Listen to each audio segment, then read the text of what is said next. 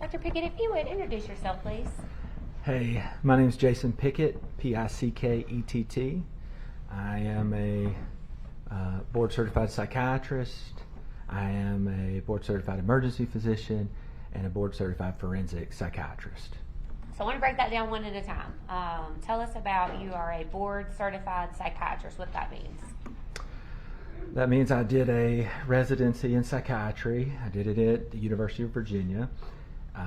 And I treat patients with mental illness, anxiety, depression, OCD, PTSD. I work at the North Mississippi State Hospital where I see patients who've been committed to the state hospital. Most of my patients have a serious mental illness, which is typically schizophrenia, bipolar disorder, schizoaffective disorder, things like that.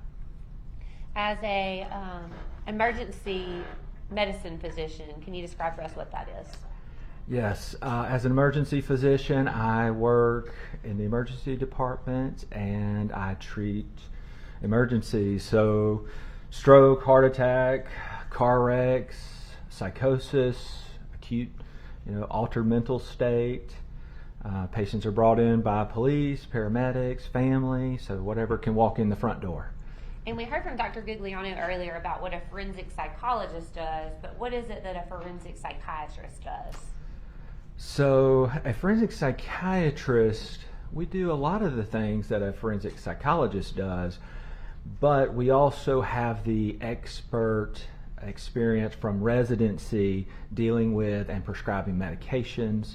So we're better qualified to consider medications and how they may benefit or harm somebody related to, in a forensic realm, it's related to maybe a crime or competency to stand trial, sanity at the time of their mental state at the time of the offense, and such. So I want to talk about, kind of back up before you got your certification and talk about if you could give us the benefit of your educational history. Yes, so I went to Mississippi College and have a bachelor's from there, a master's degree from there. Then I went to the University of Mississippi Medical Center for medical school. Then I stayed at the University of Mississippi Medical Center where I did a 3-year emergency medicine residency, completed that, and immediately after finishing that I went to Virginia and started a second residency in psychiatry. Completed that, worked as an emergency physician throughout that training, periodically here and there as much as I could. And then I did a 1-year fellowship after completing the psychiatry residency in forensic psychiatry where I stayed in Virginia. And that included 2 days a week I would go to the state hospital in Virginia where I would see patients pertaining to competency and sanity. And then 2 days I was at the ILPPP, it's the Institute of Law, Psychiatry, and Public Policy, where there's a lot of forensic psychologists and we work on forensic cases together. And then 1 day a week I would go down to the women's prison and see patients there as typically a general psychiatrist, but it's in a correctional setting. So. And when you're doing this fellowship, you're actually already licensed to practice medicine. Yeah. To some degree, I have my MD. You get that when you graduate medical school. So I had that throughout my ER residency and my psychiatry residency and my forensic fellowship. And I was moonlighting as an ER doctor while I'm doing the second residency and fellowship just to pay some bills. But so yeah, I was able to practice medicine throughout all that. Do you have to take a test or get any kind of certification before you can be a forensic psychiatrist? Yes, you have to do a 1-year fellowship, which you have to apply for. In the state of Virginia, they only take one applicant a year, and fortunately I was blessed enough to receive that position, which was an honor, and I was very thankful for my training there. Then after completing that, you have to take a board certification, which is expensive and takes a lot of time and money, but I did it and passed, and I'm happy. And where is it that you're licensed? We would accept him as, I think they're wanting to have him as an expert in general psychiatry, forensic psychiatry, and emergency Medicine. We don't object to that. All right, he'll be admitted as an expert in the area of general psychiatry, forensic psychiatry, and emergency medicine. You can continue with your questioning about the witness's qualifications if you wish. No, sir. No need for that. Dr. Pickett, have you? I do want to ask about this.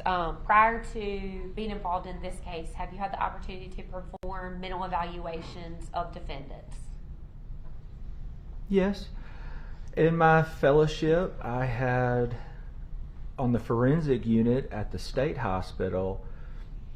By definition, with the forensics, most of them had some kind of criminal or some kind of crime related to their mental health. And so I would evaluate their competency to stand trial to see, do they understand? Do they meet all the qualifications and such? So yes. And we heard Dr. Gugliano talk about there's a list in the state of Mississippi of forensic either psychologists or psychiatrists that are certified to perform these types of evaluations through the Department of Health. Do you know, are you one of those? Yes, I am. And how many forensic psychiatrists are there in the state of Mississippi that have gone through the qualification to perform the mental evaluations through the Department of Health? I don't know how many have gone through the process, because you do have to apply and go through those credentials.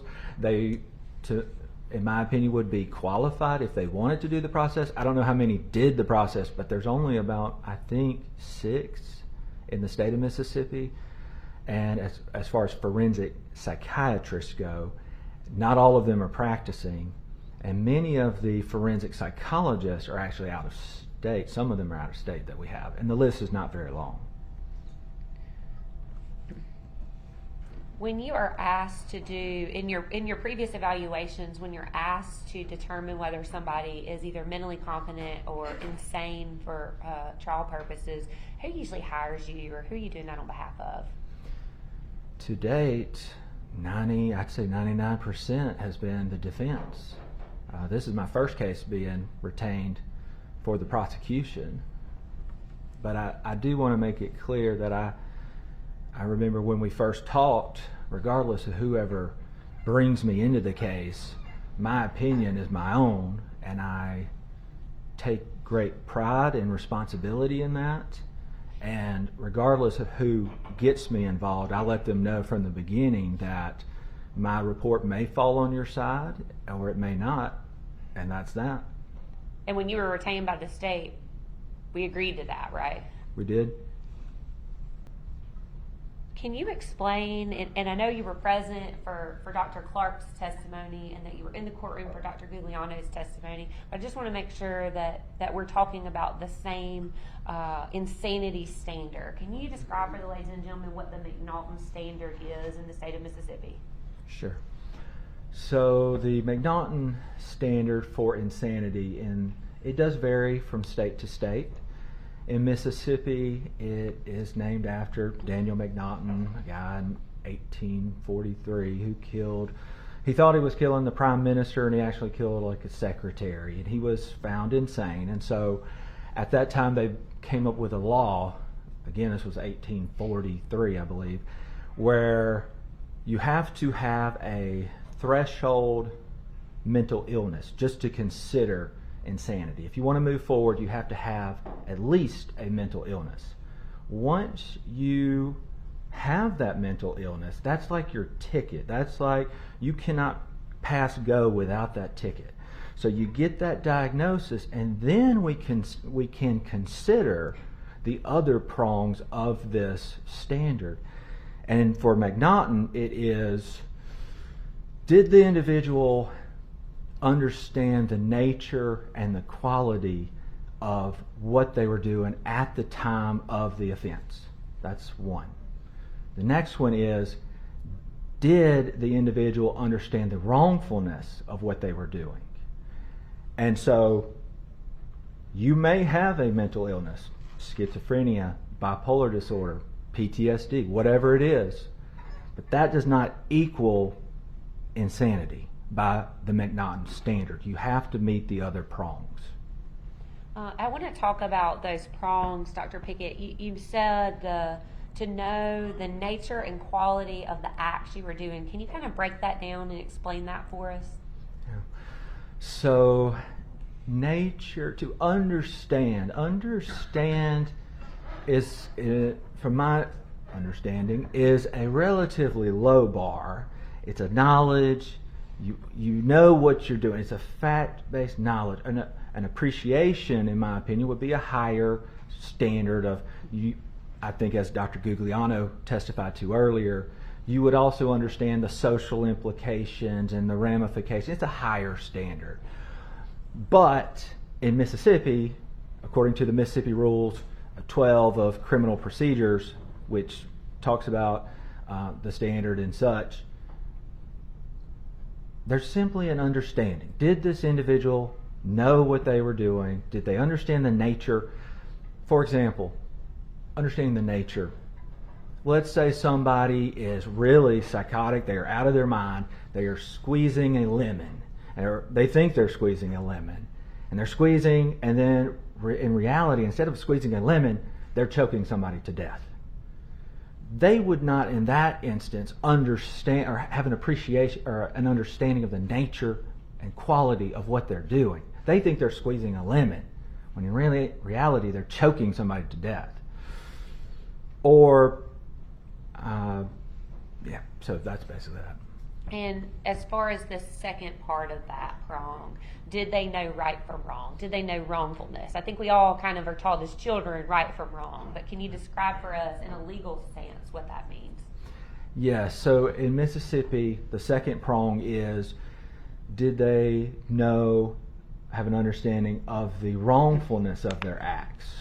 And in Mississippi, it's a legal wrongfulness, just simply knowing that it's illegal, not even necessarily morally wrong. In other states, it's a moral, like, yes, I know it's illegal to do that, but it might not be morally wrong. I have to, let's say, yes, I know murder is illegal, but I have to kill this alien to save America. So they wouldn't understand the nature because they're psychotic and delusional, and they wouldn't understand the wrongfulness morally because they think it's an alien and they have to kill this alien to save America. So morally, they might not think that was wrong in that example. But in the state of Mississippi, it's simply a knowing legally that it is wrong. And so just to clarify, even if they didn't morally know it was wrong to kill that alien, they thought it was an alien, in Mississippi, you still don't get to insanity. Correct. In this particular case, who was the defendant? Miss Carly Madison Gregg. And did you have the opportunity to interview Miss Carly Madison Gregg? I did. What other information... let me take a step back, Dr. Pickett, I apologize. Did you perform an evaluation and prepare a report in this case? I did. And did you render opinions regarding Carly Madison Gregg in that report? I did. I met with Miss Carly Gregg on August 30th for about 4.5 hours here with Attorney Todd, and I rendered a decision that was based on my interview with Carly, my extensive review of a lot of discovery, my training, education, experience, and knowledge. I pulled on all of that to surmise a opinion. And was that opinion to a reasonable degree of medical certainty? Yes, it was. And the items that you're talking about that you reviewed, the interview with the defendant, the mountain of discovery, talks with my office. Mm-hmm. Did you also talk with Ms. Todd? Yes, to some degree. I talked to her, I think, mostly during the evaluation and occasionally via email correspondence. In relying on those things, is that something that a similar situated forensic psychiatrist would rely upon in rendering his opinions? Yes. So I want to talk to you about Well, I want to talk to you first. Let's talk about what your opinion is regarding Carly Gregg's Sanity, and then I want to back up to how we got there. Okay. So what was your ultimate opinion as to whether or not Carly Gregg was insane at the time of the murder, attempted murder, and tampering with physical evidence on March the 19th, 2024? I'm happy to discuss my opinion, but I do want to say the ultimate opinion is for the fact finders to decide, and I would just offer my opinion. So I do not want to speak to the ultimate decision, but I just want to lay out my opinion based on everything that I have researched and written and read and done. So my opinion is that Carly does not meet Mississippi's standard for insanity at the time of the offense, and that she knew the nature, quality, and wrongfulness of her actions during that day. So, Dr. Pickett, I want to take you back to the things that you reviewed. You talked about a mountain of discovery. We've seen in the courtroom, we've seen some videos from that day. Did you have the opportunity to review those? Yes, I did. Did you consider those in rendering your opinion? Yes. When you say those, I've seen the garage video footage. I've seen the Wise video camera footage from the dining room. I've seen body camera from the officers. I reviewed several of those. So I have seen a lot of video. I want to take you back to your interview of Carly Gregg. When did you say that happened? August 30th of 2024. And who was present during that interview? Me, Attorney Todd, and Miss Carly Gregg. In your practice, is it common for a attorney or a defense attorney to be present during your evaluation? It's not common. Most of the time I do my evaluations for the defense, and so most of the time they don't come, and they know that I'm there most of the time. But no, they can be there. It's not standard that they are, but they can, and it's not a problem if they are. In this particular case, in your report, you noted that Ms. Todd was present, but there was something that stood out to you about the participation in this evaluation. Can you tell the ladies and gentlemen about that? Yes. So at the beginning of the evaluation, Attorney Todd told me that, hey, there's some things that Carly doesn't like to talk about, so I will have to prompt her. And I told her, that's fine, especially in adolescence and a 15-year-old. When I see patients outside here, parents are often involved. That's not unheard of. They have to prompt them. That's totally okay. As the evaluation went on, though, it seemed to be significantly more than just simple prompting. It seemed to become very leading questions, close-ended questions, interjecting particular things and redirecting the conversation at specific times. And in my report, which is 85 pages, I do list examples of this, and I can go through that if that's desired. But it did seem excessive, and it seemed like I was being led somewhere in some of the examples. And what was your, what was your opinion as to why you were being led?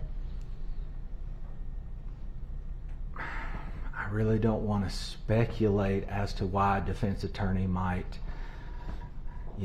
interject so much. It did seem calculated to me, and like there may be some secondary gain in trying to fool me into believing something. In my experience, most of the time when patients are experiencing these things, they do not really need a lot of prompting. Most of the time, if they're suffering with severe mental illness, auditory hallucinations, these scary dissociative spells, they will volunteer that information usually and be able to tell me very vividly and without prompting what they're suffering with. And just to be clear, Dr. Pickett, it was not your intention to pick on Attorney Todd, right? No. You simply noted that in your report because you found it unusual. Yes. I want to talk to you about, during your evaluation and your review of the discovery materials, did you ever find any evidence of drug use by Carly? Yes. There's a lot of mention from her friends, and which, I try not to put too much weight into that because that can be hearsay, opinion, text messages here and there about substances, but there was a lot of it, which made me think there could be more involved here with substances. And it seems like that was the trigger or the impetus for the conversation on the 19th between her and her mother. So I do think substance abuse is relevant. Did you also review the results of a drug screen of Miss Gregg? I did. Could you tell us what a little bit about that? Yes. There was a drug screen that was obtained, I believe, at the juvenile center after she was detained, and it tested positive for cannabinoids. Did you have the opportunity to review the Vital Core records also? I got some records from Region 8 afterwards. I did not get the vital records afterwards. Only it may have been in discovery, but by that time I think I had already written my report, and what was in the records, medical records, mental health records after the fact, to me is highly skeptical. And so I don't necessarily put a lot of weight on what was said after the fact, given the very large suspected secondary gain. Dr. Pickett, if there were another drug screen in the Vital Core records that showed the presence of marijuana, what would that indicate to you? It would indicate that she had used marijuana at some point in the recent history of that drug test. I want to talk to you about some of the other things, Dr. Pickett, that you relied on in your evaluation of Carly Gregg. May I approach the witness room? Yes. Show it to counsel officer. I'm handing you what's previously been marked as Defendant's Exhibit 11, and it does not appear these pages are numbered, so I just kind of want to go through them in order. Okay. Does that look like something that you reviewed previously? Yes.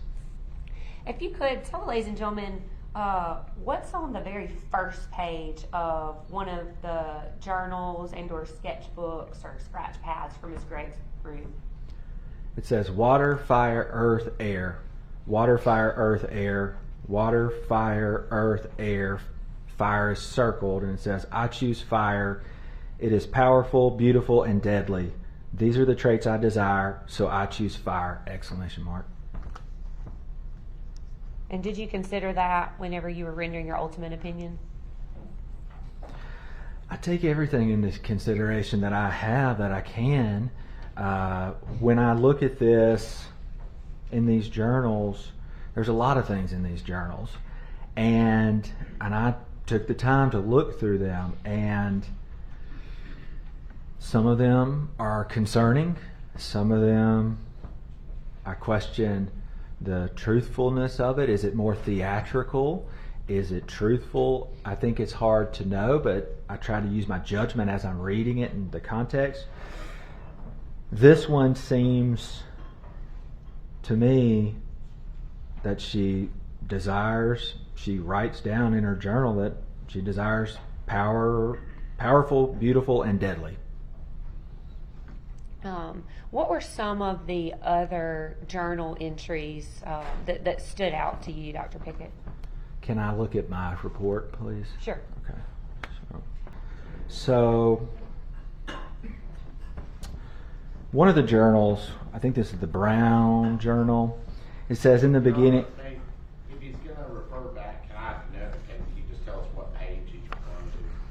this would be, I'm sorry, this says entry January, it would be the first, I think it's the first one on January 2023, 2024, the brown. Yeah, if you can tell me what page.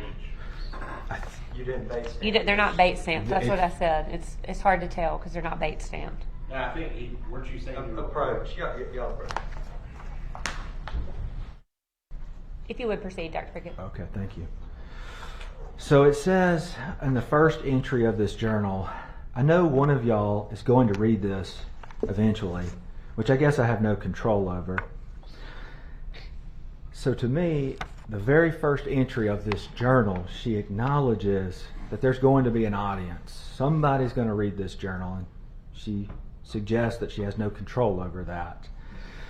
And so as I think about that, I ask myself, is this a personal journal where somebody puts things that they are really trying to keep secret? Or is this a budding, articulate author that describes things for theatrical reasons? And so as I go on, there's other things that make me say that. For instance, she talks about various movie reviews. One of them was Pinocchio, the still life. It's a new one that came out, and she talks about her favorite scenes were when the bomb was dropped on the church that killed Carlo.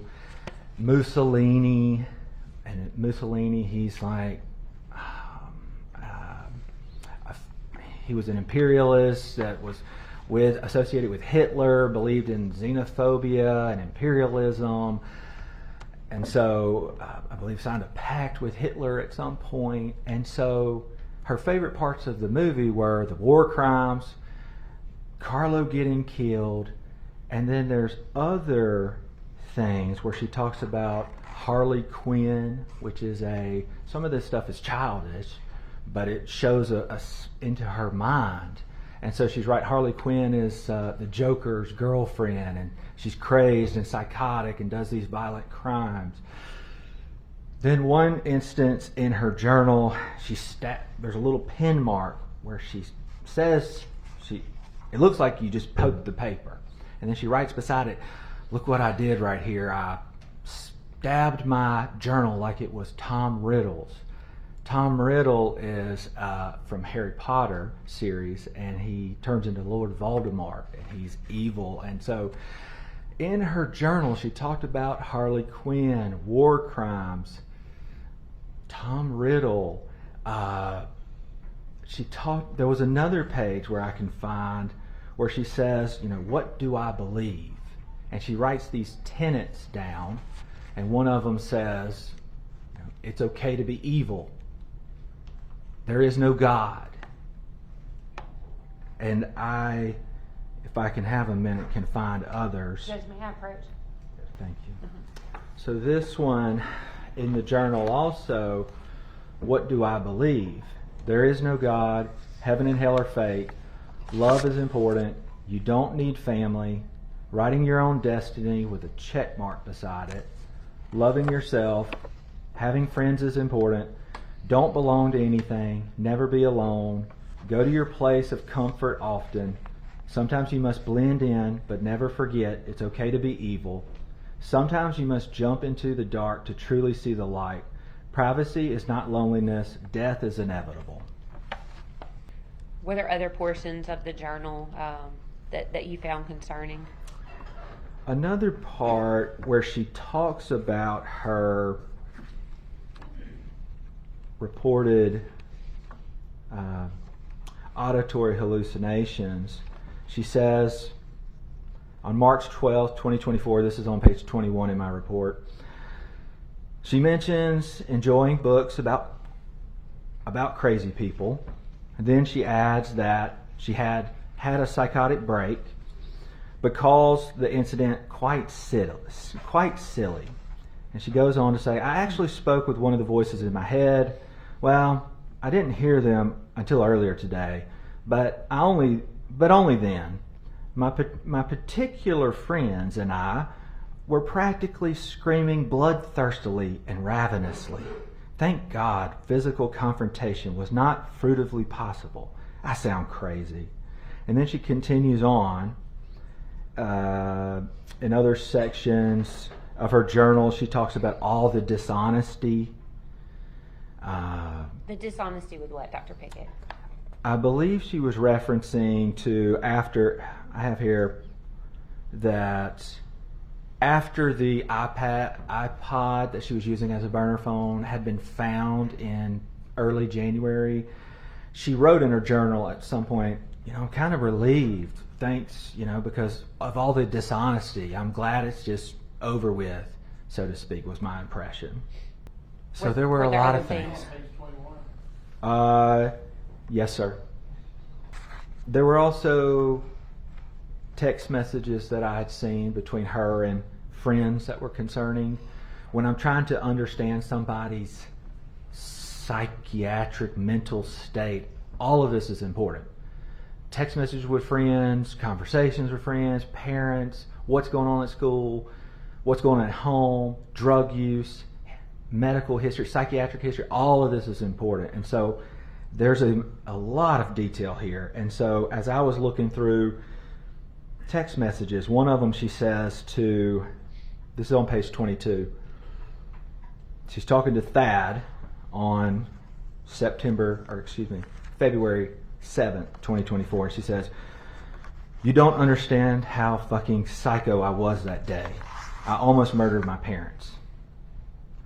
And so as I am preparing to come and evaluate her, given the context of what's going on, I take extreme time to go through the mountain of text messages between teenagers, diaries, journals. Some of it seems theatrical and to almost entertain a would-be reader. And some of it is very concerning. Dr. Pickett, were there also some, I want to come back to the text messages in just a minute, were there also some notes that you looked at of Carly's about gaslighting? There was a folder that was found, and it goes into a lot of detail about emotional manipulation and gaslighting. And it says at the top, emotional manipulation, gaslighting, and it would define kind of what that is and the setup and how you set this up, how you do it, and then, at the end of it, it signs off with a valediction that says, "Take advantage, happy hurting."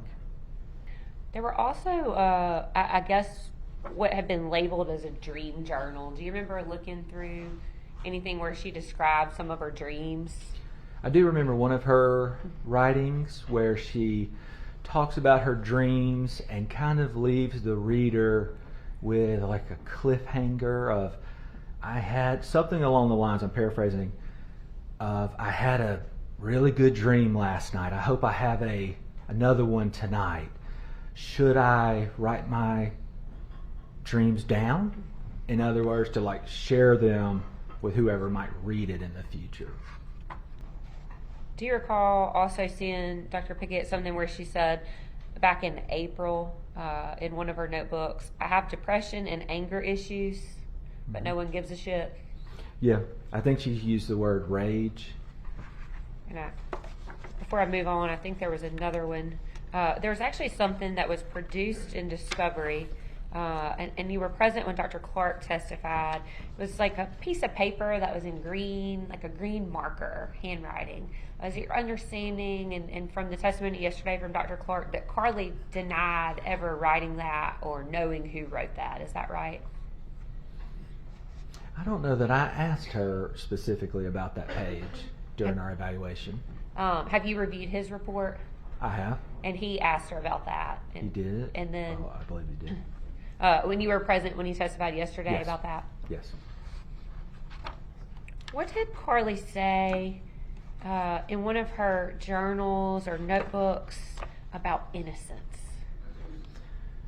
There was a quote in one of the areas that said, let me see if I can find I think I'm on page 46.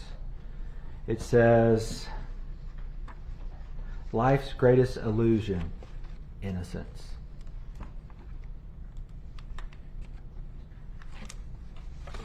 So, Dr. Pickett, you talked about some of the text messages that you reviewed. Were those messages from the day of the incident, March the 19th, 2024? Yes. Some of them were. I reviewed text messages for a long time, various people, but yes, I did review text messages from the time, very close to the time of the offense. So I want to walk you through that. So the messages that you reviewed, can you kind of tell the ladies and gentlemen about why that was important in rendering your ultimate opinion? So the text messages at the time of the offense are a window into her mind at that time. And having her words that close to the time of the offense is a pretty good window into her mind and what she was thinking and how she was doing at that time, in my opinion. And I asked Dr. Gugliano, I believe you're present in the courtroom, it's not very common that we actually have like medical records from a defendant the day before they commit a violent crime, is it? In experience, I'll have medical records related to somebody who's had a crime, but having somebody do a exam the day before is pretty unusual, rare, not the typical norm. If I have that, I'm very thankful for it. I want to talk, when we get to your what you relied upon on the day of the incident, I want to talk a little bit more about the text messages and things too. I want to call your attention to something in your report where you talked about that Carly's responses seemed almost textbook perfect. Tell us what you meant by that. Well, when I would ask her to tell me about some of her reported dissociative spells, she would give me the cliche answer of, well, I just felt like I was outside my body, like I was right here. She kind of did that hand motion like that and said, it's like a dream, like I was just watching myself. And that was another example was when we were talking about racing thoughts. I asked her can you elaborate on that? Tell me more about your racing thoughts. I think she said it's like the ocean. And sometimes from experience, people who may not actually have a diagnosis will have trouble going beyond the simple textbook cliche answers. Whereas when I see people who legitimately suffer from schizophrenia, bipolar disorder, or even I've seen a few rare that actually had a dissociative disorder. It is rare. They usually can vividly describe these things to me. And oftentimes I see them objectively. They can't hide it. Sometimes they don't even have insight into it. And when somebody comes to me to the state hospital, I mean, it's hard to give a impression of racing thoughts, but these patients, they go from 0 to 100 and their thoughts are one after another, boom, boom, boom, boom, boom. And they may or may not connect, and their pressured speech, it's hard to get them to stop. It's very obvious when they're to that degree. If they're psychotic, it's even more obvious. In my opinion, you don't have to be a psychiatrist to recognize some of these things. Their cousin or their mother or their brother will say, Johnny's not doing good, doc, and they'll drop him off in the ER or they'll drop him off at the state hospital. Well, they'll get committed and come to the state hospital, but it'll be very obvious. Dr. Pickett, at some point in your report, you talked about the DSM-5 TR. And we heard Dr. Clark talk a little bit about the DSM-5 yesterday. Can you tell us what the difference in the 5 and the TR is? Every few years, American Psychiatric Association councils get together and revise, do a text revision, so they update the DSM-5 criteria with various things and criteria. And so every few years there'll be a new revision come out, and the DSM-5 TR is the latest version and the one that I depended on while I rendered my opinion.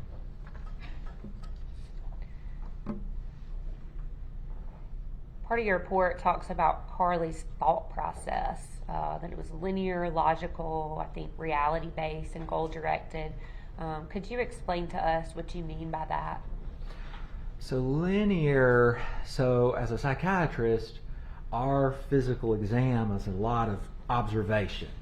Kind of start at the head, eye contact, their blink rate, are they slow? Their speech rate, their speech content. We get into their thought content, their thought process. Is it linear, A, B, C, D, ideas seem to connect, or is it, very disorganized and they don't connect? And so linear means we're having a conversation, it's going from A to B, and they connect. Logical means it's reasonable and it's real. It makes sense. You understand. Reality based is it's not delusional.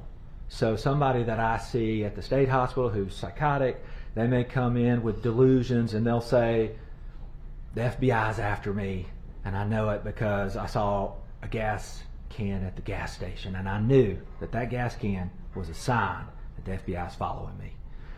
Or they'll come in and they'll talk about revelations and the black horses and the white horses and the orange horses and the 6-point stars. I mean, it is very disorganized. It's hard to give you an example, but when you see it, it's pretty obvious. We've heard testimony, Dr. Clark described a manic state and a hypomanic state. During the course of your evaluation with Carly, did it ever appear that she was having any sort of manic state? Not during my exam, certainly not. In your review of the medical records, did it ever appear that Carly had reported any type of manic state? No. I reviewed, I think the therapy notes started with Annette Bryant back in 2015. At least those were the oldest that I had to look at. I looked through those, did not see any mention of dissociation, no mention of auditory hallucinations, no mention of mania or hypomania. So that was from 2015 to 2019. Then I reviewed the LPC Kirk, the counselor, her charts from January of 2024 through March of 2024, the day before the event. There was no mention of auditory hallucinations, dissociative spells, hypomania or mania, or disorganized thoughts, or anything consistent with psychosis. And then I reviewed the mental health nurse practitioner Lieber. I read all of her notes, January, February, March, and none of those mentioned it either. I also found some medical records from UMMC. I think she would have been about 11 years old. There's a Dr. Vaughn and another doctor.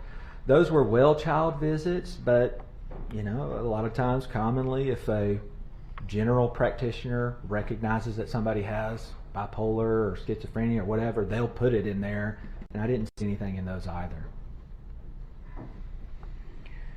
I want to come back to the talk about dissociation, but I want to talk a little bit about Dr. Clark said that Mr. Gregg, Carly's dad, had been diagnosed with bipolar. Did you see medical records that had him listed as a diagnosis of bipolar? I saw very sparse records that listed him as bipolar. Based off your training and experience, if someone also suffers from a substance abuse addiction, would it be hard to diagnose them as being bipolar? It is hard. It's not impossible. But can I elaborate about Please. his notes? So I reviewed and I asked for any records, any psychological records pertaining to Mr. Gregg's mental health. And the only thing I got were the 3 records from Dr. Hardy. And there was some mention of his bipolar disorder in some of the therapy notes, like I believe LPC Kirk's, but that was secondhand. That had been given to her from Ashley. The only ones I could see to confirm, supposedly confirm, is from a Dr. Hardy. And so as an emergency doctor, as a psychiatrist, anytime a patient is brought to me, whether they're in the ER or whether they're in the state hospital, I do my best to go back and review these diagnoses, because I do not like to just simply accept them, because it is common for people to be misdiagnosed with some mental illnesses, especially if they abuse substances heavily, which, according to my review, Mr. Kevin Gregg was well known for his substance abuse, and for many years, and I talk about that in my report if you want me to go into that. Sure. So I started from the beginning. There's tweets from Mr. Kevin Gregg that start in 2012. Oh, 15. So there's tweets from Mr. Kevin Gregg on March 6, 2012, DMT, psilocybin, lysergic acid, diethylamide 25, that's LSD, mescaline, which comes from the peyote cactus, I believe. It's a hallucinogen. MDMA, which is ecstasy, good when used responsibly. Salvia, opium, coca, which are like plant natural things that you can make opium and cocaine out of, good naturals. He says that in 2012. And then he continues on. I mean, there's like 50 or almost 50 tweets. He tweets at Obama, legalize marijuana. You're ignoring this huge campaign because there's no funding. Bomb the Middle East with cannabis. They'll think they'll want to fight or eat. And he goes on. Actually, in her journal that I read, it has 334 entries in it, approximately, that I read through. So Ashley, she wrote in her journal of 334 entries a lot about her problems, issues with Kevin. And she basically described him as, to paraphrase, abused a lot of drugs, had a lot of mood lability, up and down, substances, and he was an awful father to Carly. He was verbally, emotionally, and even occasionally physically abusive to Carly and Ashley. I believe there's one incident she talks about in there where Carly had a black eye from her, and it was assumed it was from Kevin. Kevin's parents had mentioned his temper and were real kind of awkward around her after the incident related to it. But it goes on to talk about Kevin wants pain medicines. Janet will get pain medicine and give it to him. It just goes on and on and on about that. I want to talk a little bit about bipolar because it's my understanding that that's one of the diagnoses that Dr. Clark gave to Carly Gregg. Can you talk about whether or not you believe that Carly Gregg actually has either bipolar 1 or bipolar 2? Okay. Yes, I can.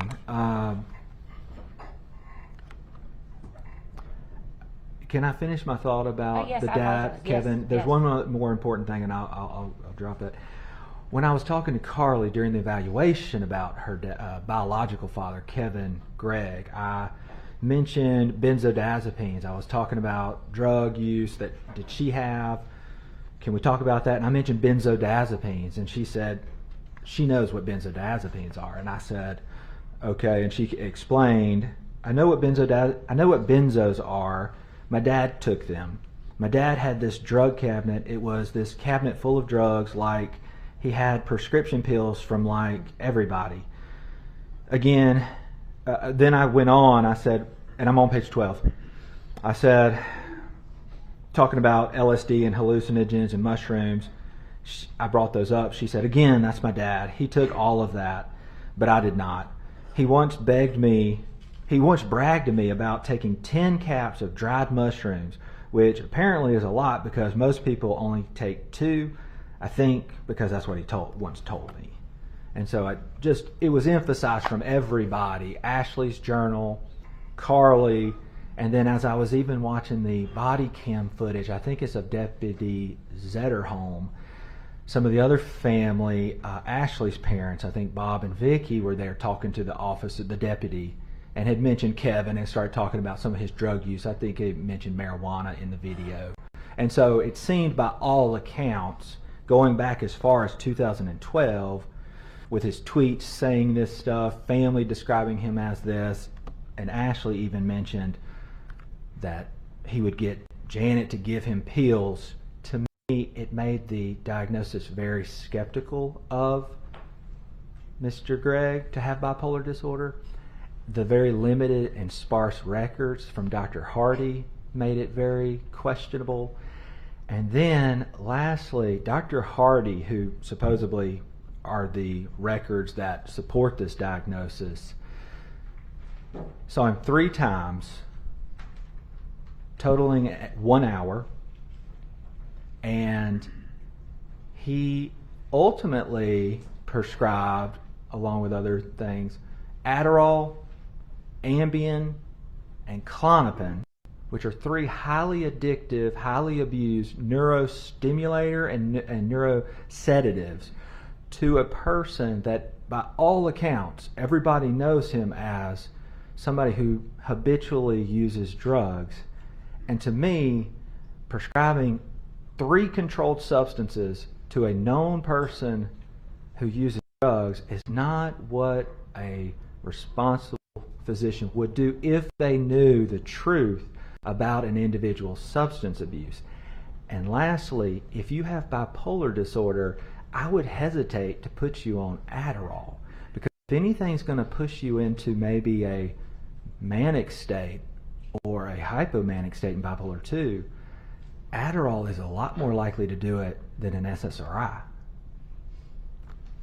So I want to talk to you about the bipolar diagnosis, and then we'll come back to a SSRI, which nurse practitioner Lieber told us a little bit about this morning. So the bipolar, Dr. Clark testified that Carly had these desolate, I believe, I don't recall his exact word for using that, but very specific times of mania, kind of discrete, thank you. Some ups and downs, discrete periods of ups and downs. In the medical world, what does that mean? So the DSM-5-TR has specific criteria for bipolar disorder. What makes that? We all have a mood. Let's say this is neutral. And there's a zone that is considered normal variation, where we can go up, we can have a good day, we can have a bad day. We can have a good day, we can have a bad day. People with depression, unipolar, that's one pole. Bipolar means there's 2 poles. They're opposite ends. Unipolar depression, they have the downs, and it goes below that normal area, way down here, where they start to have depressed mood, loss of interest. We call it anhedonia. They don't enjoy the things they used to enjoy. Maybe feelings of guilt, hopelessness, worthlessness, concentration difficulties, appetite issues, psychomotor slowing, which is like a sloth. Like they don't want to get out of bed. They don't go shower. They don't bathe. They don't brush their teeth. They're so depressed. They don't cut their toenails. I could tell you some stories. Or they go the other end. They're manic, and they have too much energy. They are restless. They have pressured thoughts. Their thoughts are racing. They may start one task, but they can't finish it. They may be very easily distractible. Little noises, things will distract them. They may have a grandiose view of themselves. They may have flight of ideas, so their ideas are bouncing all around It's really hard for them to go A, B, C, D, E. There can be activity increase where they don't want to sit still, they're restless, they're moving around. There can be sleep disturbances, and there can be very talkative, pressured speech. And so those are the differences. You have the unipolar depression, you're down here, or in bipolar, you not only have the depressive periods, but you have the manic periods. In bipolar 1, you have mania. It's the most severe form. It can be so severe that you even develop psychotic symptoms. So you're so manic, pressured speech, racing thoughts, restlessness, not sleeping.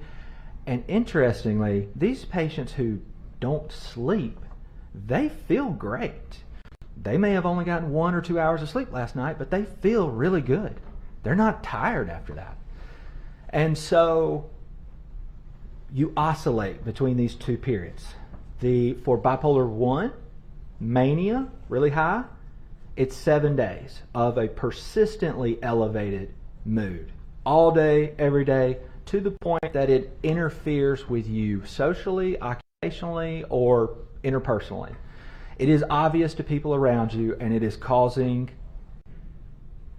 significant troubles for you, one way or another. But you feel great. You're not sleeping, racing thoughts, pressured speech. That's 7 days for bipolar 1. Then you go down, you will oscillate. Eventually you'll come down, and you may be depressed for 2 weeks or 2 months. It doesn't know. And then you'll come back at some point, and you'll have another manic episode. And you'll go up and down, up and down. That's bipolar 1. Bipolar 2 is called hypomania. It's a little less than mania. I've seen patients and treated patients who have this, and they can live pretty functional lives. I can remember specific patients that they had more energy, a little bit more talkative than usual, wasn't sleeping as much. They'd had periods of depression, and they qualified for bipolar 2. But they were functional individuals. They were not. It wasn't to the point where they're psychotic, usually, from my experience, at least in hypomania. And you can live a pretty good life, and especially if you're put on medications, can help you. Typically a mood stabilizer.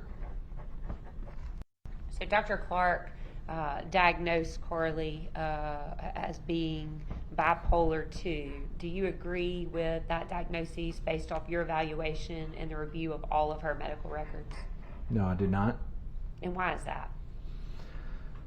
Well, politely and respectfully to Dr. Clark, providers can review different things, and we can draw different conclusions.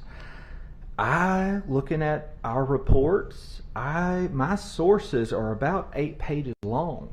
I stopped once I got to about 100 because I couldn't keep listing my sources that I reviewed. It was exhaustive. And when I looked at his report, it doesn't, at least that he wrote, I didn't see that he reviewed that much. And so I suspect that we came to different conclusions because we may have reviewed different material. My opinion is that, based on reading his report, that some of his opinion of diagnosing Carly with bipolar disorder was that he took Dr. Hardy's notes for face value. And when I read Dr. Hardy's records, importantly, he never said, Kevin has bipolar disorder and I reviewed the records from his recent hospitalization, or he has bipolar disorder because he met these criteria. He essentially just says he has bipolar disorder and he used to drink and maybe do a little bit of drugs, but doesn't do any of that now.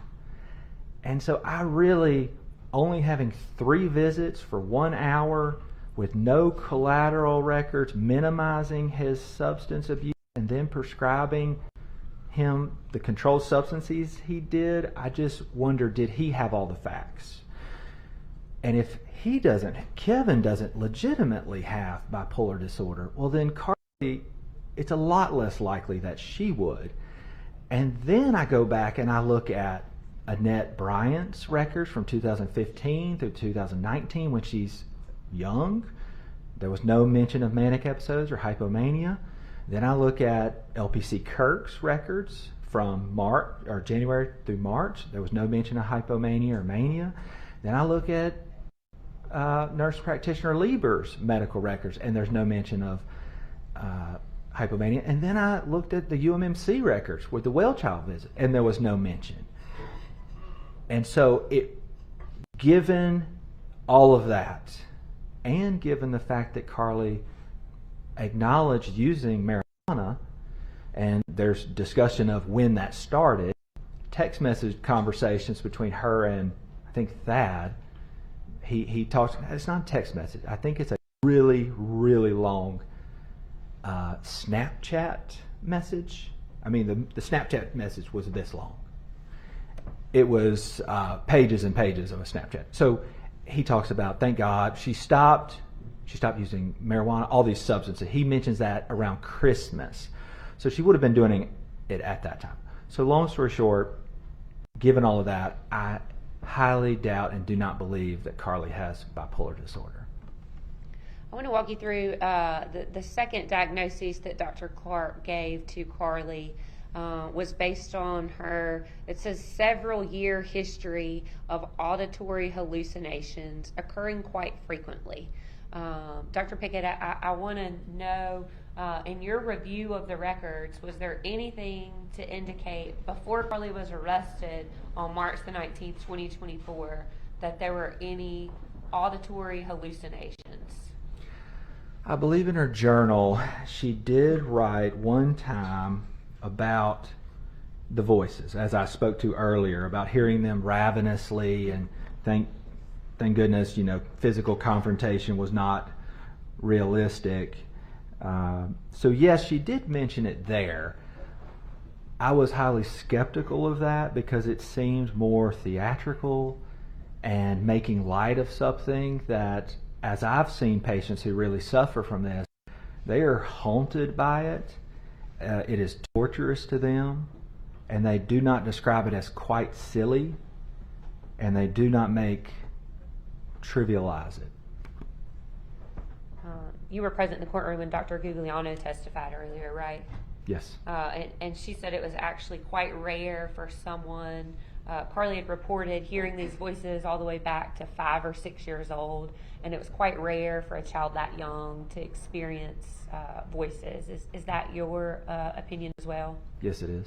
And what about the fact that she was claiming that she started hearing these voices every single day from a young 5 or 6 years old? From my experience, talking with patients who have schizophrenia and have auditory hallucinations, they're not usually continuous all day, every day. They're usually here and there. Occasionally they're command. At one point during my evaluation, I did not write this in my report, but it's somewhere in the audio, I'm sure. She talks about, we're talking about the voices, and she was asked, I hope it's on the audio, it may have been during a break, but I do remember she said, I think Attorney Todd asked her, did you listen to that voice? And she said, no, it's a voice in your head. You don't listen to that. And I couldn't find it, but I remember it now. It was there, and that to me says, when I see people who have schizophrenia and they're disorganized, and they hear these voices, you're more likely to do what they say if you recognize the voice, if it's like, yes, my dead grandmother, and you trust the voice, and you've been hearing it for a long time, then you might actually listen to it. But interestingly, when we were talking during that, she said, no, it's a voice in your head. You don't listen to that. And I thought, that makes sense. I want to take just a little step back to the bipolar. Dr. Pickett, we talked about that there were no periods of 7 days or more for bipolar 1 mania. And I believe the testimony is that for hypomania, you're looking at like a 4-day period. Was there anything that was provided to you, either through Carly's evaluation or prior medical history, that showed that she had had a 4-day period of hypomania? Not that I could definitively find. in anybody's medical records. And what she described to me more on the day of the evaluation was up and down throughout the day, and that it was highly susceptible or related to whatever was going on in her life at that time. It was highly related to her circumstances. At one point, I think when I'm asking her this, I'm kind of pushing her, I'm kind of probing, like, all right, now tell me more about that. And I can find it in my report if I can, but I asked her that, and she kind of gave me all the answers. At one point she said, like, it could be minutes, it could be hours, it could be days, it could be weeks, which sometimes people will do if they don't know the right answer. If I'm asking them, or they're not legitimately having them, they will give me all the answers as if they're hedging, and so I'm skeptical of that. But ultimately, I mean, it was a 4.5 hour interview, so I mean, evaluation. So she's kind of said it different ways at different times. The main theme that I picked up from her was that it was up and down within one day, like a roller coaster, and highly susceptible to what was going on around her, which is not consistent with bipolar disorder. And I believe we heard testimony earlier that she had been diagnosed with more something akin to like situational responses, and that's why she was given a depression diagnosis. Yeah. My understanding from reviewing their records is even Annette Bryant, the first therapist that saw her, mentioned anxiety and adjustment disorder. So she was acknowledged that she's anxious and she's having trouble adjusting to something, her life circumstances. And then I think LPC Kirk also said adjustment disorder with mixed anxiety and depressed mood. And then I think nurse practitioner Lieber said adjustment disorder, and she said single episode of a major depressive episode. Indicating that this was not a manic or hypermanic situation. No, if anything, it would have been the opposite. She would have been depressed and down on that spectrum, not up. Dr. Clark also diagnosed Carly with a other specified feeding or eating disorder.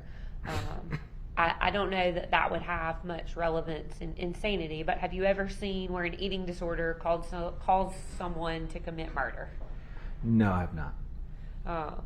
And without diving into it too far, I mean, there were notes in the records where Carly had either binged or restricted her eating at some point. Yeah. I think even we talked about, I believe, that I know Ashley, certainly Carly told me that Ashley had issues with food and would purge. I believe that I've heard that Carly may have at some point purged. I can't remember who told me that or whether that's true or not, but I think, like her mother, there were some issues with food and restriction of that. I didn't think it particularly pertinent to Sanity. I didn't necessarily dive into that in depth. And my thoughts were, if she's taking a medicine and she's vomiting, if anything, it's going to be less medication in her system, not more. Depending on when she vomits and when she takes the pill, but it's not going to be more medicine in her system. So I didn't put a whole lot of weight on it. So you brought up medicine, Dr. Pickett. I want to talk about that now. And we mentioned the SSRIs earlier. It's been the testimony that Carly was, back in January, put on 25 milligrams of Zoloft. And that she didn't feel like it was doing anything, and then was up to 50 milligrams of Zoloft. Is that what you found to be true in the medical records you reviewed? Yes. And then we heard from nurse practitioner Olivia Lieber this morning that she told Carly, I want you to kind of taper off the Zoloft while also taking the Lexapro. Based off your evaluation with Carly and Dr. Clark's evaluation, is that what Carly did with the medication? No, according to what she told me, no. I think I was told that she stopped the Zoloft cold turkey, or not cold turkey, abruptly, on the 12th, the same day she was prescribed the Lexapro, and she started the Lexapro, 5 milligrams. And is Lexapro, we heard earlier that Zoloft is an SSRI. Can you tell us again what that SSRI stands for? Selective serotonin reuptake inhibitor. Is Lexapro also a SSRI? Yes, it is. And so that would affect serotonin levels of the brain. Yes. That process takes time, though. Typically, you would expect 4 to 6 weeks before you see symptoms. According to UpToDate, which is a worldwide database, it is the doctor's Bible if there is one. It's backed by multi-million-dollar clinical trials, pharmaceutical trials. It is one of, I like it, and I depend on it a lot. It says 2 weeks. Maybe you might see something at 2 weeks. And if I can I get into Lexapro? Yes, please. Okay. And I'm sorry, before you do that, Dr. Pickett, 2 weeks, do you mean it would take 2 weeks for side effects to show up, or it takes 2 weeks for the medication to kind of get in your system? So side effects can happen more quickly than the benefits. I tell patients that all the time. I'll say, look, I'll give you this SSRI, and you may have experienced some side effects before we get to the benefits, but you got to recognize that that's going to happen, because serotonin is not just in your brain, it's also in your gut. So a lot of times there's GI symptoms, upset stomach, diarrhea. It's involved in sex, and so there's decreased libido, difficulty having an orgasm, things like that. I don't know how pertinent that is, but anyways, the side effects can come before. Typically, it's not drastic side effects that make you lose your mind or become psychotic, but it's, headache, diarrhea, sexual side effects, typically with SSRIs.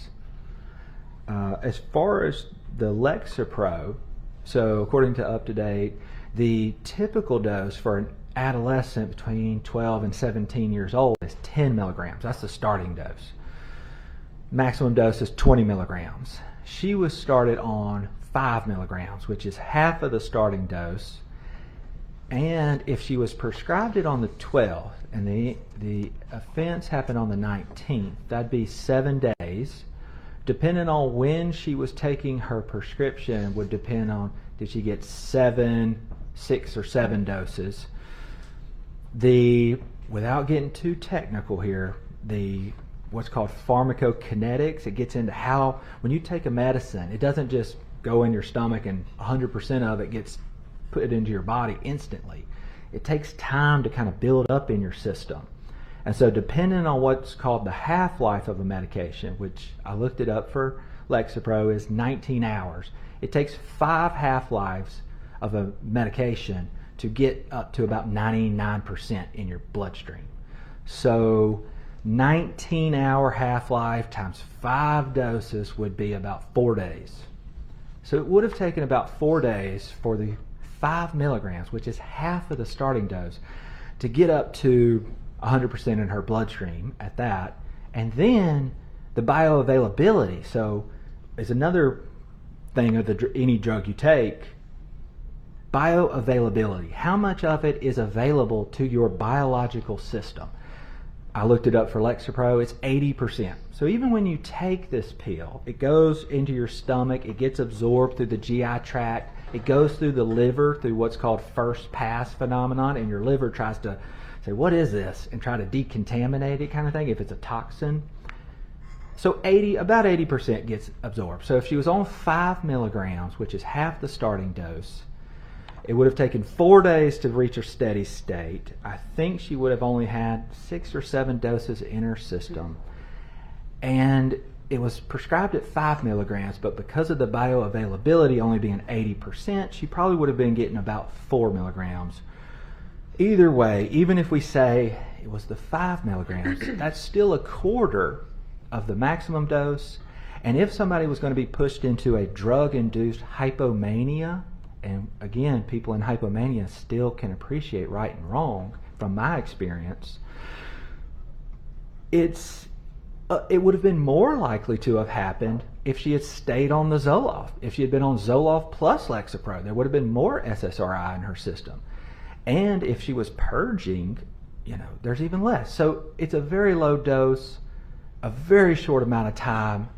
I do not believe she has bipolar disorder, and so it really does not make sense to me that such a low dose pushed her into a state where she could not appreciate the nature, understand the nature, quality, and wrongfulness of her actions. And then when I got into the footage that I watched myself and the text messages, those affirmed my belief. And I do want to talk about the footage and the text messages. I wanted to cover everything that Dr. Clark gave his testimony about first. I believe he stated that he could not relate Carly's use of Lexapro to have caused her to commit these crimes. Would you agree with Lexapro did not cause her to commit murder? Yeah, I agree with that.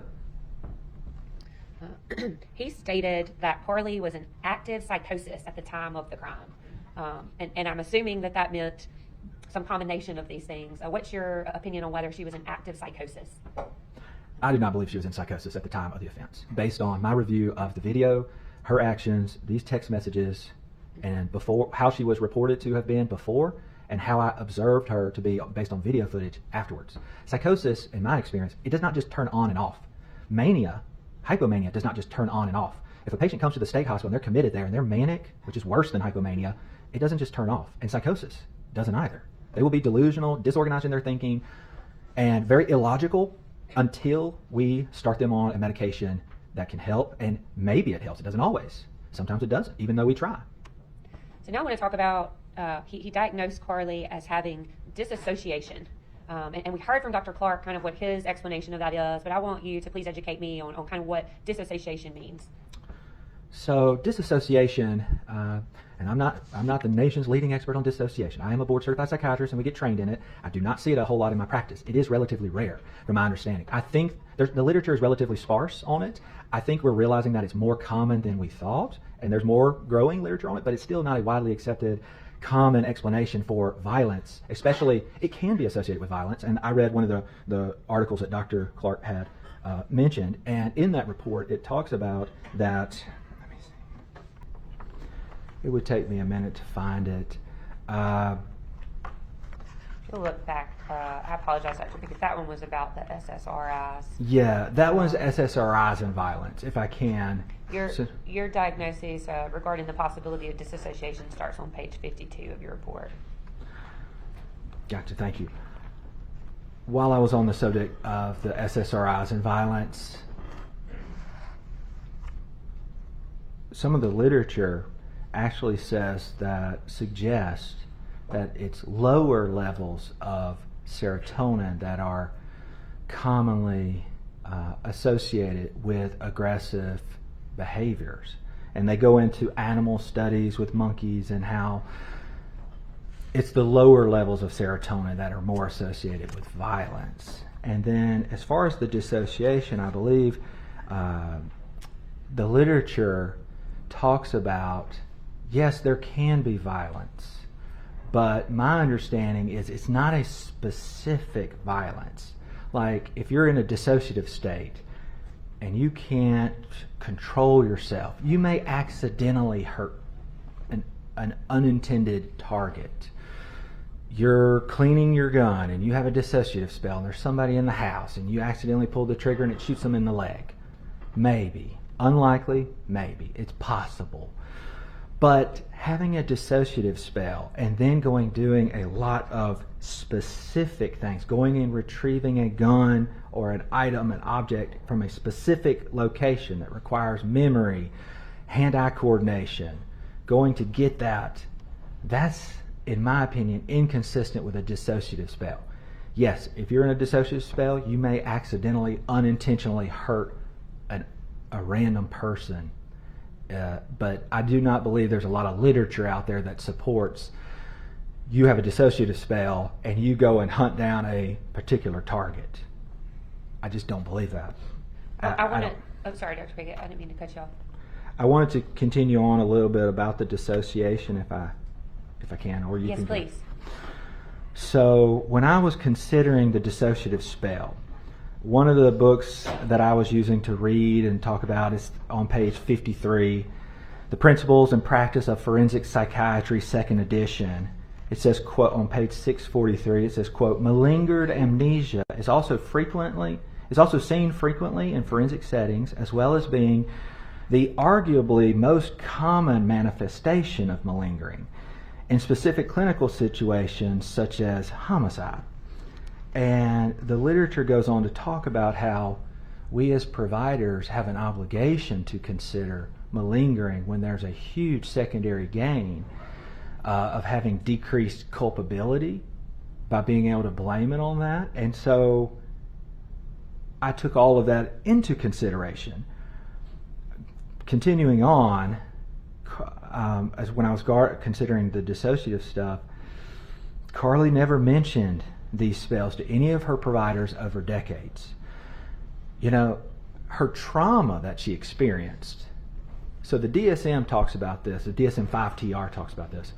The chapters related to trauma, PTSD, stuff like that, and dissociative disorders are put right next to each other intentionally to show their relationship. In my understanding, at a basic level, there are some dissociative disorders that you dissociate uncontrollably, with no prompt, with no stimuli. Dissociative identity disorder, which used to be called multiple personality disorder, the dissociative fugue that Dr. Clark talked about, where these patients will just randomly and in a very general, unintentional way get up and travel somewhere. But it's random. It's disorganized. They don't know where they're going. They're not in control of their faculties. They just end up in Dallas, Texas, and who am I? Where am I? Where's my credit cards? You know, that. It's an unintentional thing. And so, as I was looking through this, Carly never mentioned it to any of her previous providers. Ashley, who was very involved, never mentioned it. She did mention some zoning out, I believe, and Heath did call me, and we did not get out of this, but he did say she had some periods of kind of forgetting things, having to use a calendar to remember some things, which was unusual, what he said. Also, voluntary intoxication. If she's smoking marijuana to, I don't know how often, at some point, I think she even may have drank Germ-X per like one of her colleagues that said that. I don't know if that's true or just hearsay. But if there was some substances that she may have been abusing, it's hard to say.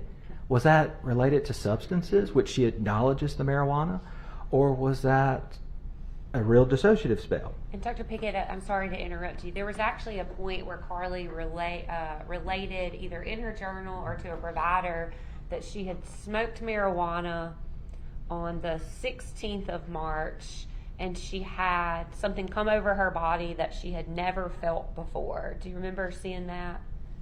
I don't recall seeing that. I may have Okay. missed it.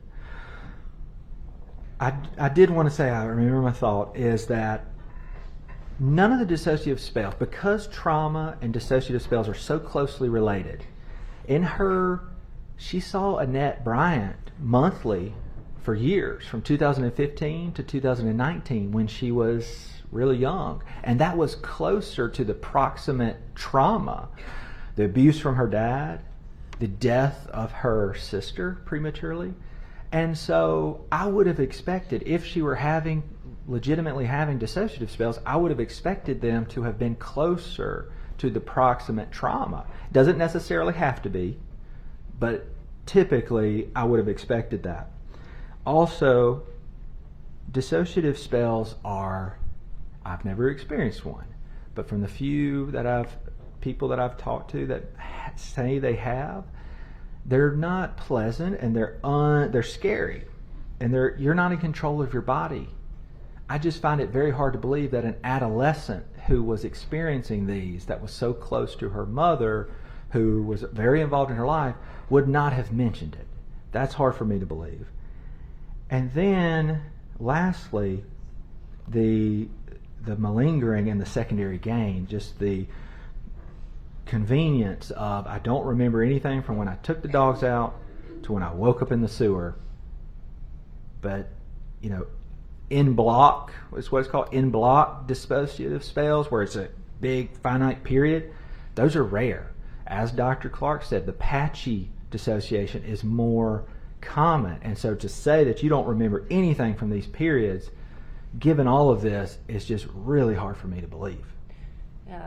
You were here yesterday when Dr. Clark testified, right? Yes, ma'am. And I think he talked about that that it's more common, that it's patchy, and Ms. Todd kind of attempted to clear that up, and he was saying that still wouldn't change, even if she remembered certain things, that wouldn't change his diagnosis. But Carly had reported to him in his evaluation that she was having, and I don't think flashbacks is the right word, but that she was hearing gunshots in her dreams, that she was having, she told Dr. Giuliano that she was queasy thinking about the incident. Is that in line with somebody who does not remember an event happening? If she were having patchy amnesia, I could say maybe. But if you're reporting in block amnesia from a period, I would find it very hard to believe that you have those symptoms related to an incident that you don't remember. I want to ask this too. This may seem like a silly question. You've used the word malingering a couple times. For somebody that's not a psychiatrist or even in the medical field, is malingering just kind of faking? In very basic terms, they're similar. It's deceptive. It's lying for a secondary gain. You have a reason. Maybe, you have a reason to lie, and you do. Or you exaggerate your symptoms for a secondary gain. That's what malingering is. And in this case, you considered that Carly, now talking about these dissociative spells, is in fact her malingering because she has a secondary gain. In my opinion, that's a very high probability, yes. And Dr. Clark actually testified yesterday that there are times, quite frequently, that people that commit the crime of murder claim that they were in a dissociative state because they have huge secondary gains. Yeah. According to some of the literature I quoted, yes, that's very common. It's one of the most common. I want to talk a little bit more about this dissociation. We know from all the testimony of her providers and the medical records that there was no history of this noted in any of her records prior to March 19. Did Carly report to you that she had had any additional spells of dissociation after March 19th? Yes, while we were talking, I cited in my report the time. I asked her, I said, have any of these spells, and I'm paraphrasing, have any of these spells where you do not remember things, or dissociative spells, have any of those happened since the incident? And she said, yes, actually I'm having one right now as we were doing the evaluation. And that was a 4.5 hour evaluation in which I did many tests that tested her intelligence and ability to complete tasks and recall and spatial awareness and language and all these things. And she said that she was having one then, and she also said, well, back Tuesday in court I had one, and Attorney Todd agreed with her and said, yes, I could see it on your face. And so when I asked Carly about these spells, she said they happened every time her mother yelled at her. But she did say that she seemed to remember those incidents, was my impression, and yet this one she said she did not remember it. That's my understanding from talking with her. And so it was very inconsistent. And there's one thing I do think is important. think we need to distinguish between zoning out and inattention, which happens to all of us, and dissociative spells. As I was saying earlier, there's some disorders that you legitimately have where you don't have control over it and you dissociate. And what you do during that period, we can talk about and discuss. But there's disorders that it happens sporadically, and then there's kind of peri-traumatic dissociative spells. And what Carly seemed to be describing to me were peri-traumatic dissociative spells. When her mother would yell at her, she would dissociate because that triggered her. That's a trauma in her eyes. The DSM-5-TR gives examples of a prisoner of war who's being tortured, and their body cannot take it anymore, and so their brain essentially hits, for lack of a better word, the ejection button. And the brain says, I cannot take this anymore. I'm under so much stress. I'm out of here. And it dissociates. Or another example that the DSM-5-TR gives is human sex trafficking. Somebody who's being repeatedly raped over and over. Their bodies cannot take the trauma that they are experiencing anymore, and their brain hits the ejection button. Which, to my knowledge, the brain does not do this half-heartedly. It leaves the body in a very vulnerable state, being dissociated. You are vulnerable to everything around you. If you cannot control your body, you're vulnerable to predators, attack, anything. The brain, it doesn't make sense that the brain would do this half-heartedly. Again, there are disorders where it happens sporadically and you cannot control them. Dissociative identity disorder, the dissociative fugue, the dissociative amnesia, but the peri-traumatic dissociative spells, to my understanding, you are being traumatized and therefore your brain hits the ejection button. But you do not dissociate and then go traumatize other people, is my understanding.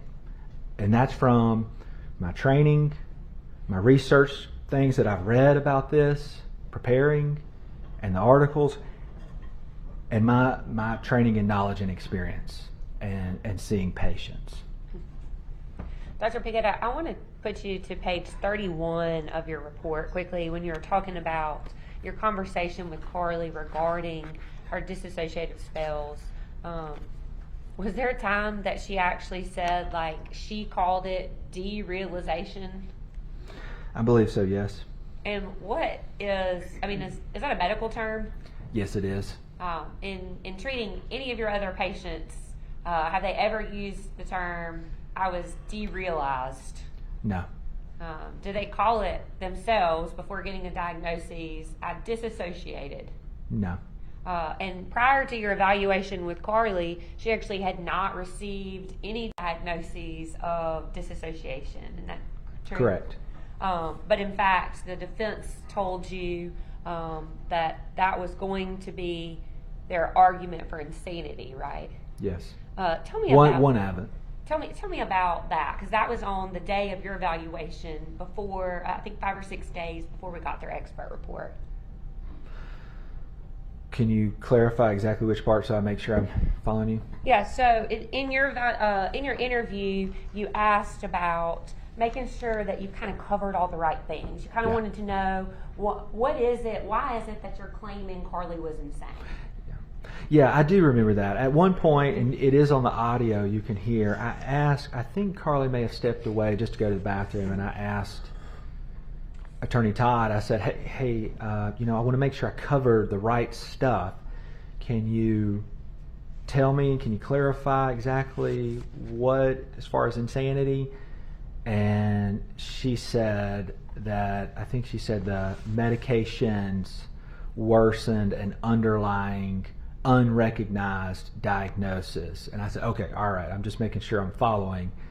And that was, I think Dr. Clark had done his evaluation the day before.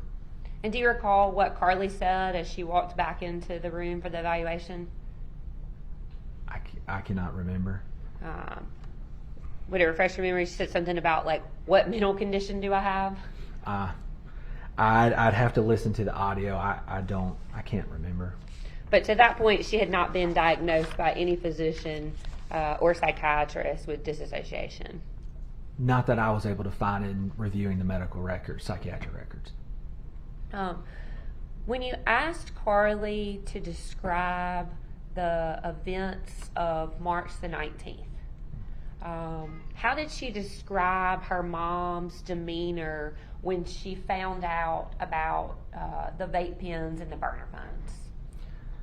I think, if my memory serves me correctly, she described her as frustrated, and they didn't talk on the ride home. She was upset, and her mom searched her backpack, and they didn't talk on the ride home, and that was it. So Carly acknowledged that mom was very upset about finding out these things. So you asked Carly to describe for you kind of what she could remember from that day, March the 19th, 2024. If you would, walk us through what she told you.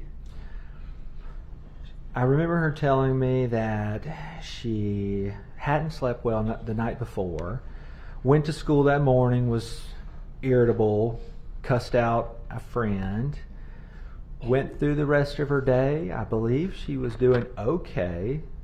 And then she went to, I remember her explaining that she remembered going from her room, down the hall, up the stairs, and to her mother's room. And then when she got there... And to be clear, I'm sorry to interrupt you, she's talking about at the school still, At the right? school, yes, because her mother was a teacher. And after that, it seemed like, according to what I've gathered, that her mother was upset and searched her backpack. They drove home. They did not talk, and they were upset. And then did Carly tell you she remembers letting the dogs outside? Yep. She told me that she remembers letting the dogs out, and then she doesn't remember anything from then until when she awoke in the sewer. And when you asked her about the sewer, do you recall her saying, I knew I did something wrong because I wouldn't have been running away? I remember her saying something along the lines of that she said that she did something wrong to the police officer because it seemed like the logical thing to do, was kind of how she described it. And then she said something to the effect of, when he asked her if you're the girl that shot, she said, yeah. And that's what she's talking about, because it was the logical thing to do. I believe so, yes. In your audio recording, you're talking to her about that time, about after she came out of the sewer, and when we know to be Tony Shack, we watched the video of that yesterday, takes her into custody. And she said something to the effect of, I thought Heath was dead. Do you remember her saying that? I remember watching the deputy's audio, his video camera, and she asked about Heath, and then the officer, the deputy, mentioned the mother, but then yesterday in his testimony he said it wasn't the mother, it was just Heath. And that's that. What, if anything, do you remember about Carly describing for you seeing Bennett and his mom on the scene? Yes, I believe in my audio it talks about how she was worried. She remembers seeing Bennett and Bennett's mother and was worried that they would hate her. And did she tell you why she thought they would hate her at that moment? She didn't elaborate that. I had my presumptions, but I did not force her to say why. Because based upon what she told you, she only remembered letting the dogs out and coming to in the sewer, Right. Right. So they'd be mad at her about something to do with letting the dogs out? I don't know.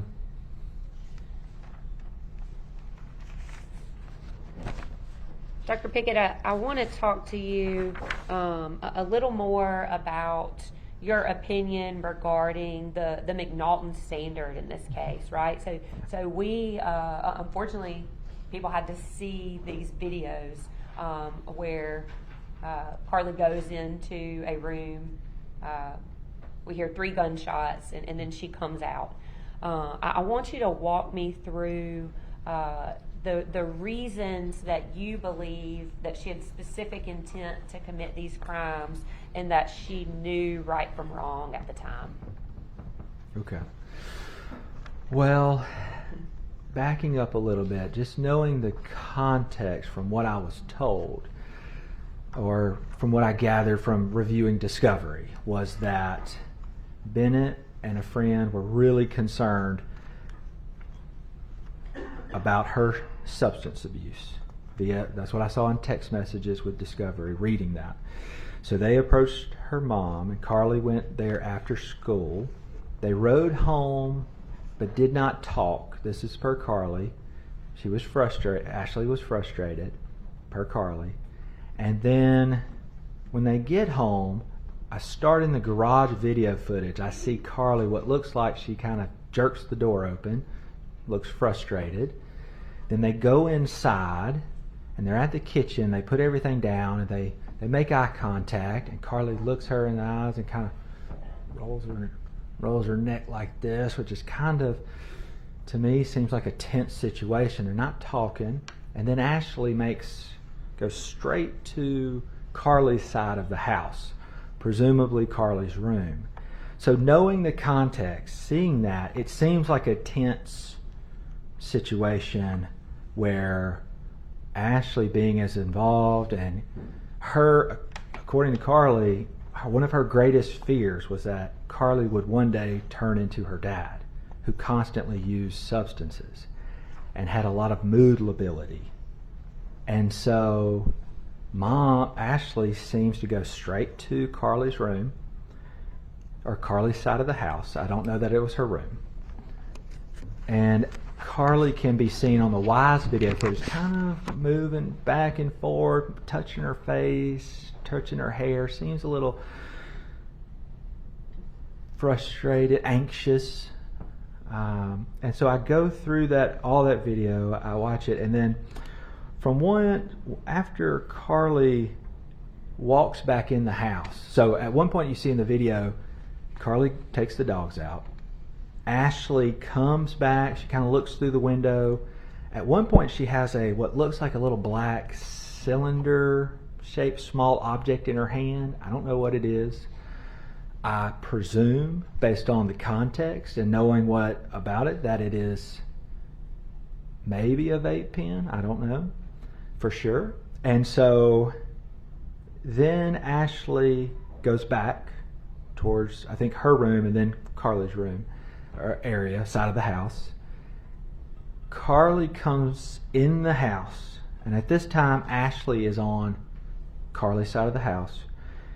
Carly kind of comes up to the entryway. She's leaning forward. She's got both of her hands, not in fists, I don't want to say fists, but down by her side. She's leaning forward. She pauses as if she's thinking something, and then slowly turns towards her room. And then she quickly, briskly walks directly across the screen from Carly's side of the house to Ashley's side of the house. So given the context and seeing her walk so briskly, seemingly purposefully, directly to where the object is that could kill her mother or kill somebody, to me shows an intact memory, it shows an intact motor function, it shows coordination, and it suggests a specific intent. She did not walk to the kitchen and grab a banana. She did not walk in a disorganized state of mind. She did not walk to the living room and grab a remote control in a confused, dissociative spell. She walked directly to where the sole object that could kill her mother was, and she retrieved it. To me, that says that this person shows a very specific intent on what they plan to do, and that suggests that she understands the nature and the quality of what she's about to do. That's why she went specifically to where the gun was, not to the kitchen or to anywhere else. Continuing on, and it gets even more convincing to me as I watch the video, at 16, 14, 15 on that video, she peeks around the corner and she's hiding something, concealing something behind her back. To me, this shows a spatial awareness. So Ashley could have moved. Ashley could have moved to the kitchen. You've got to look around and see, because if that person has moved, your intended target has moved, you don't want to just walk straight across to your room with this object. They could intervene. They could see you. They could stop you. Instead, in a very methodical manner, she peeks around the corner with the object behind her back. To me, that shows spatial awareness. And these are high-functioning executive skills that your brain has to, different areas, the frontal lobe, the parietal lobe, the occipital lobe, all of these different areas of the brain have to do this for you to do such intricate things.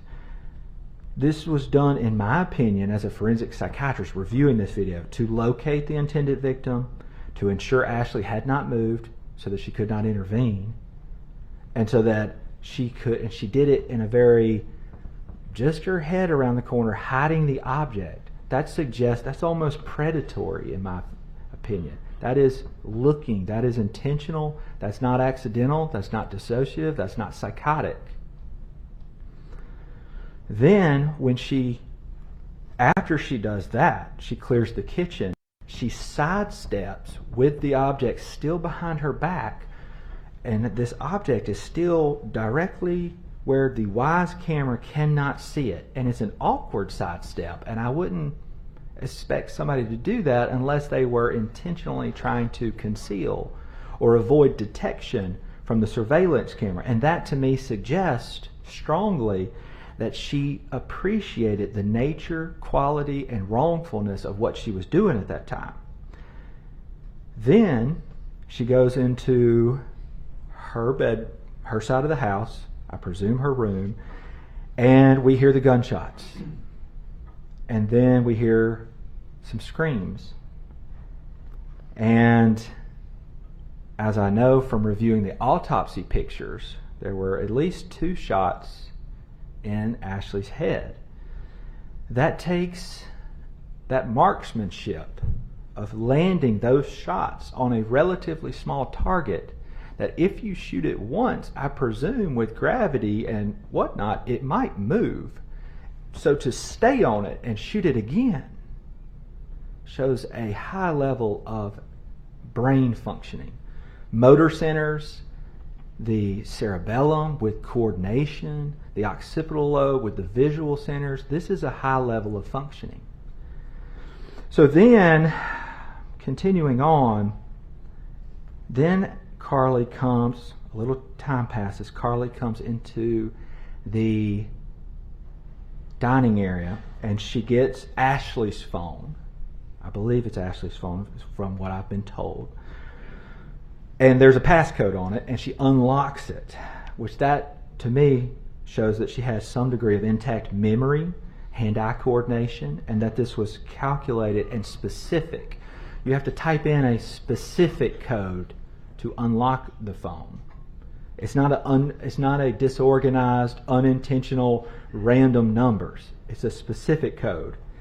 And then she texts Heath, her stepfather, which is a specific target. It's not a disorganized, confused, psychotic, random numbers. It's Heath's phone that she dials. And then she texts him and says, "You almost home, comma, honey, question mark." in my report, I used some very strong language just to describe this one aspect. I used the word diabolical. And I stand by that word. I do not believe Carly is a diabolical person. I do not believe she's an evil person. I believe all of us have the potential for good and evil, and in us, it's human nature. As a psychiatrist, I study human nature. Anger, lust, greed. These are things I study. And so we all have the potential to do that. But when Carly on that day went and unlocked the phone, texted a specific target, her stepfather, who she told me was more of a father figure to her than Kevin was, and said, "When are you almost home, honey?" Using that honey is an enduring term. I might use it for my family, a loved one. I wouldn't use it for a stranger.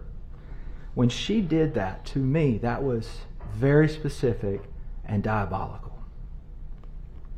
And that to me is not consistent with a dissociative spell. That is not consistent with psychosis. That is not consistent with mania. And it's definitely not consistent with hypomania. To me, that was deceitful. And so the fact that she did it from Ashley's phone instead of her own phone, I asked myself, why would she do that? If I don't know the norms of their family, I don't know if it's normal for Carly to text Heath and say, "Hey, when are you going to be home?" That might have, if that's not normal, that might have been a warning, or like, something wrong. Why are you texting me? Why are you texting me when I'm going to be home?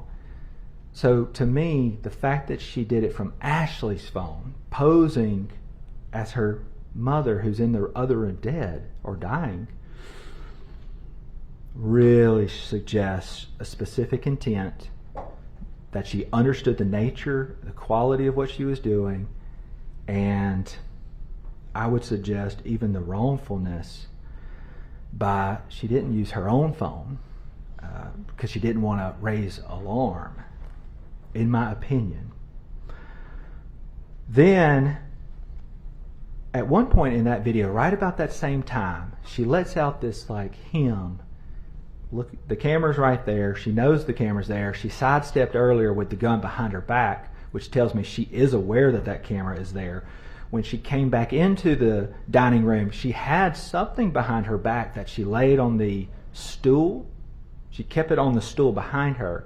At one point, the dog walks behind her. She kind of looks behind to make sure there's not going to fall off in front of the camera. So all of that suggests to me that she was very aware of the camera. And I think that she was trying to, for lack of better words, play cool. And just, she's interested in music. She plays the guitar. She plays the mandolin. She built a mandolin with her grandfather. She's a musical person. And I think she naturally let out this hymn as almost a play cool. I know the camera's on me.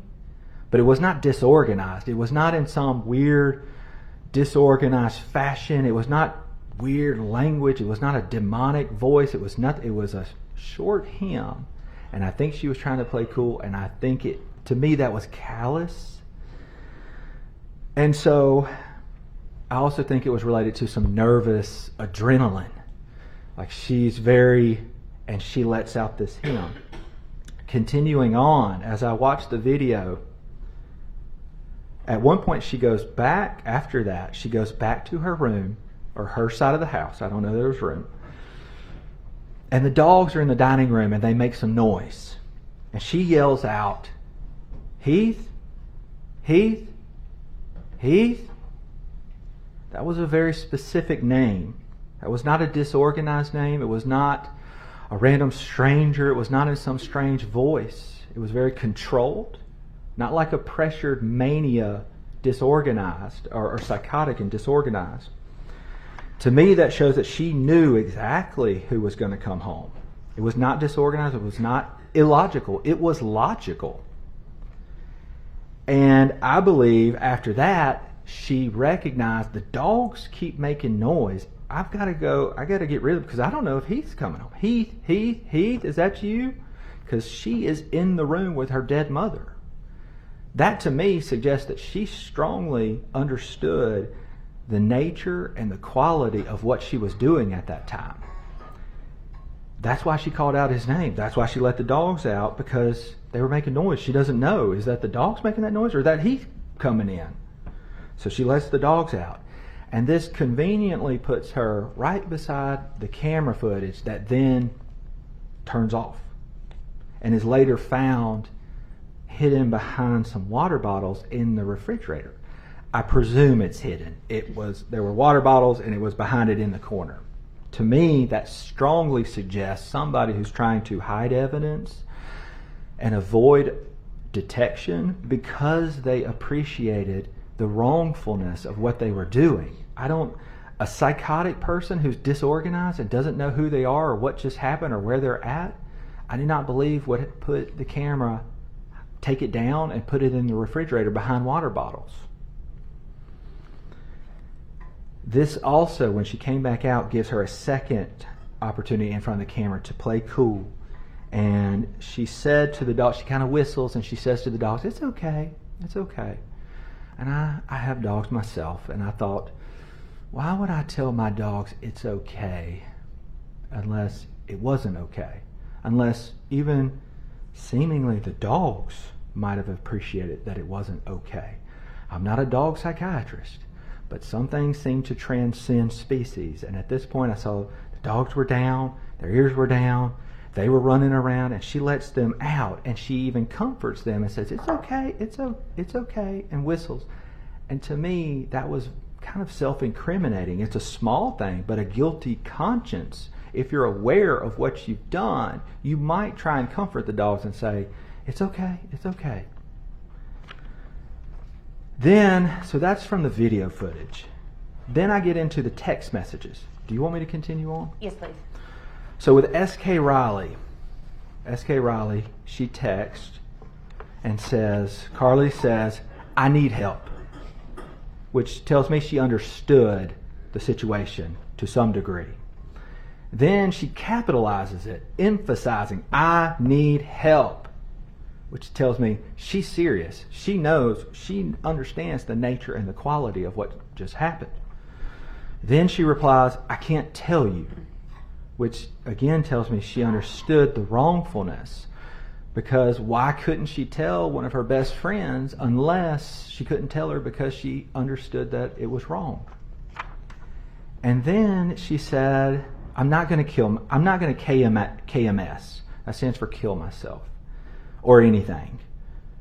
She even appreciated that her friend was concerned that she was going to harm herself. And she recognized that and was able to tell her friend and comfort her friend, I'm not going to kill myself. That showed me an awareness of her situation and even an appreciation of her friend's concern. Continuing on, she referenced, "I'm glad you met Raymond." So I found out through discovery and things and talking, and that Raymond, I believe, is a boyfriend of Sarah's or a friend or a lover or something. And she references this Raymond. And S.K. Riley even thanked her for that.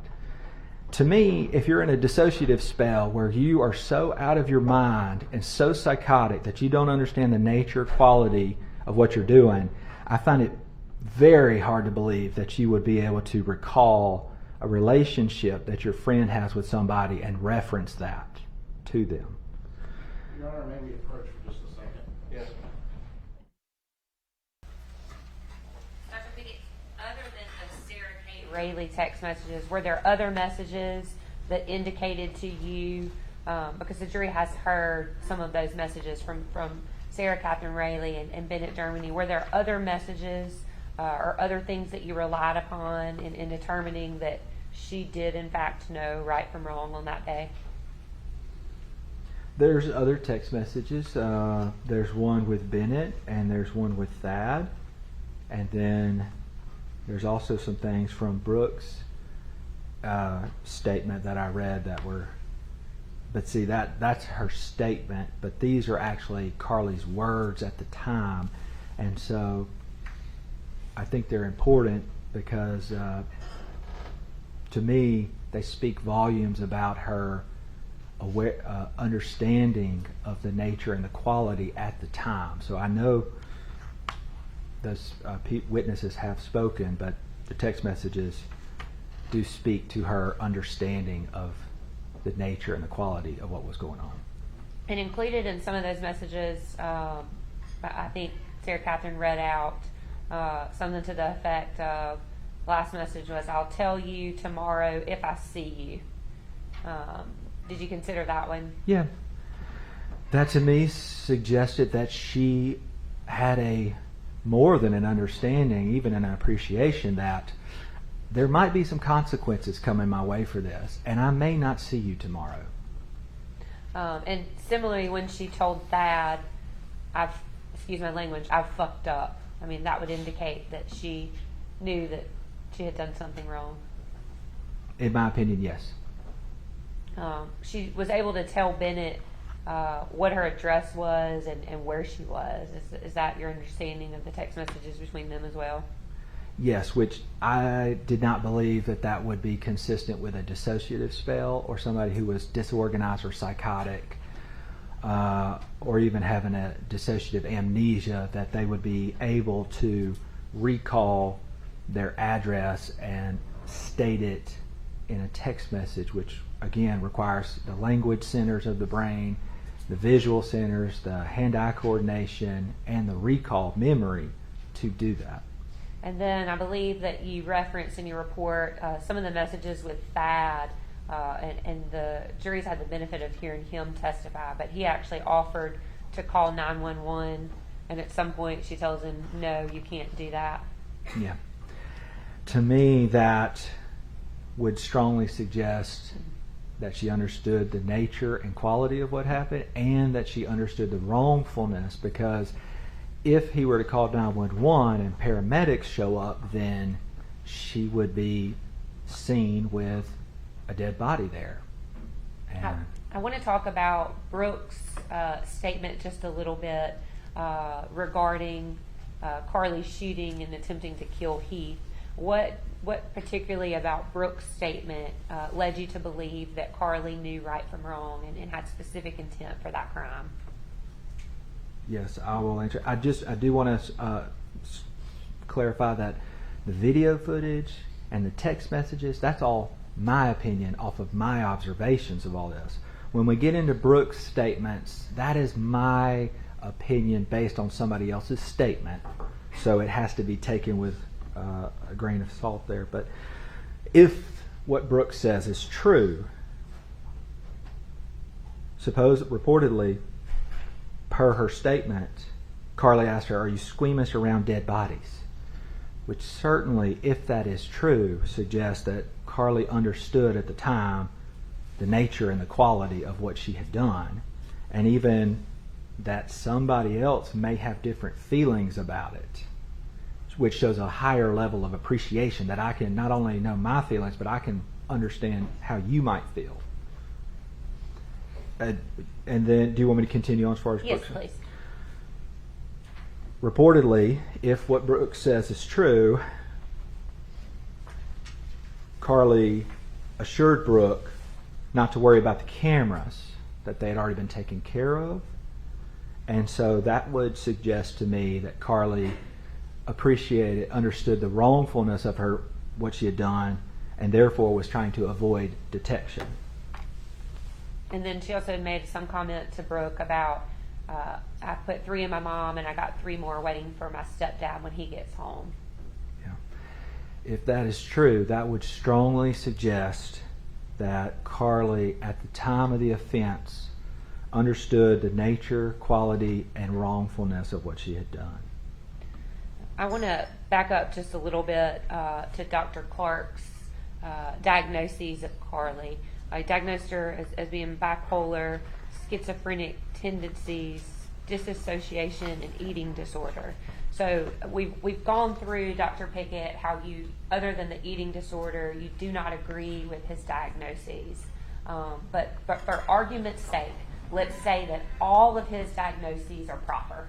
That, Okay. that Carly did suffer from bipolar, some form or symptoms of a schizophrenic-like situation and possibly a dissociation. That does not mean that she is insane, correct? Correct. As I was explaining earlier, having a threshold diagnosis is just your ticket to even consider insanity. Without a diagnosis, you cannot even consider the other prongs of the standard. You have to have that just to even be considered. That in and of itself does not equal insanity, in my opinion, from what I know based on the state standard. I have, from experience, I have patients who have schizophrenia and bipolar disorder, and they know when we talk, hey, all right, you're going home soon, you know you don't need to do this or that, you take your med, they know right from wrong. Just because they have the diagnosis does not mean they're insane. I do have my diagnoses. Yes, I was about to ask you, if you could tell the ladies and gentlemen kind of what you diagnosed Carly with and then kind of your overall conclusion regarding those diagnoses and how that might have affected her on that day. Yes. So based on record review, she was diagnosed with adjustment disorder with mixed anxiety and depressed mood and a single major depressive episode. I agree with those based on the records and what I've reviewed at the time. I think those were reasonable. I also, in addition, felt like she met criteria for generalized anxiety disorder, which includes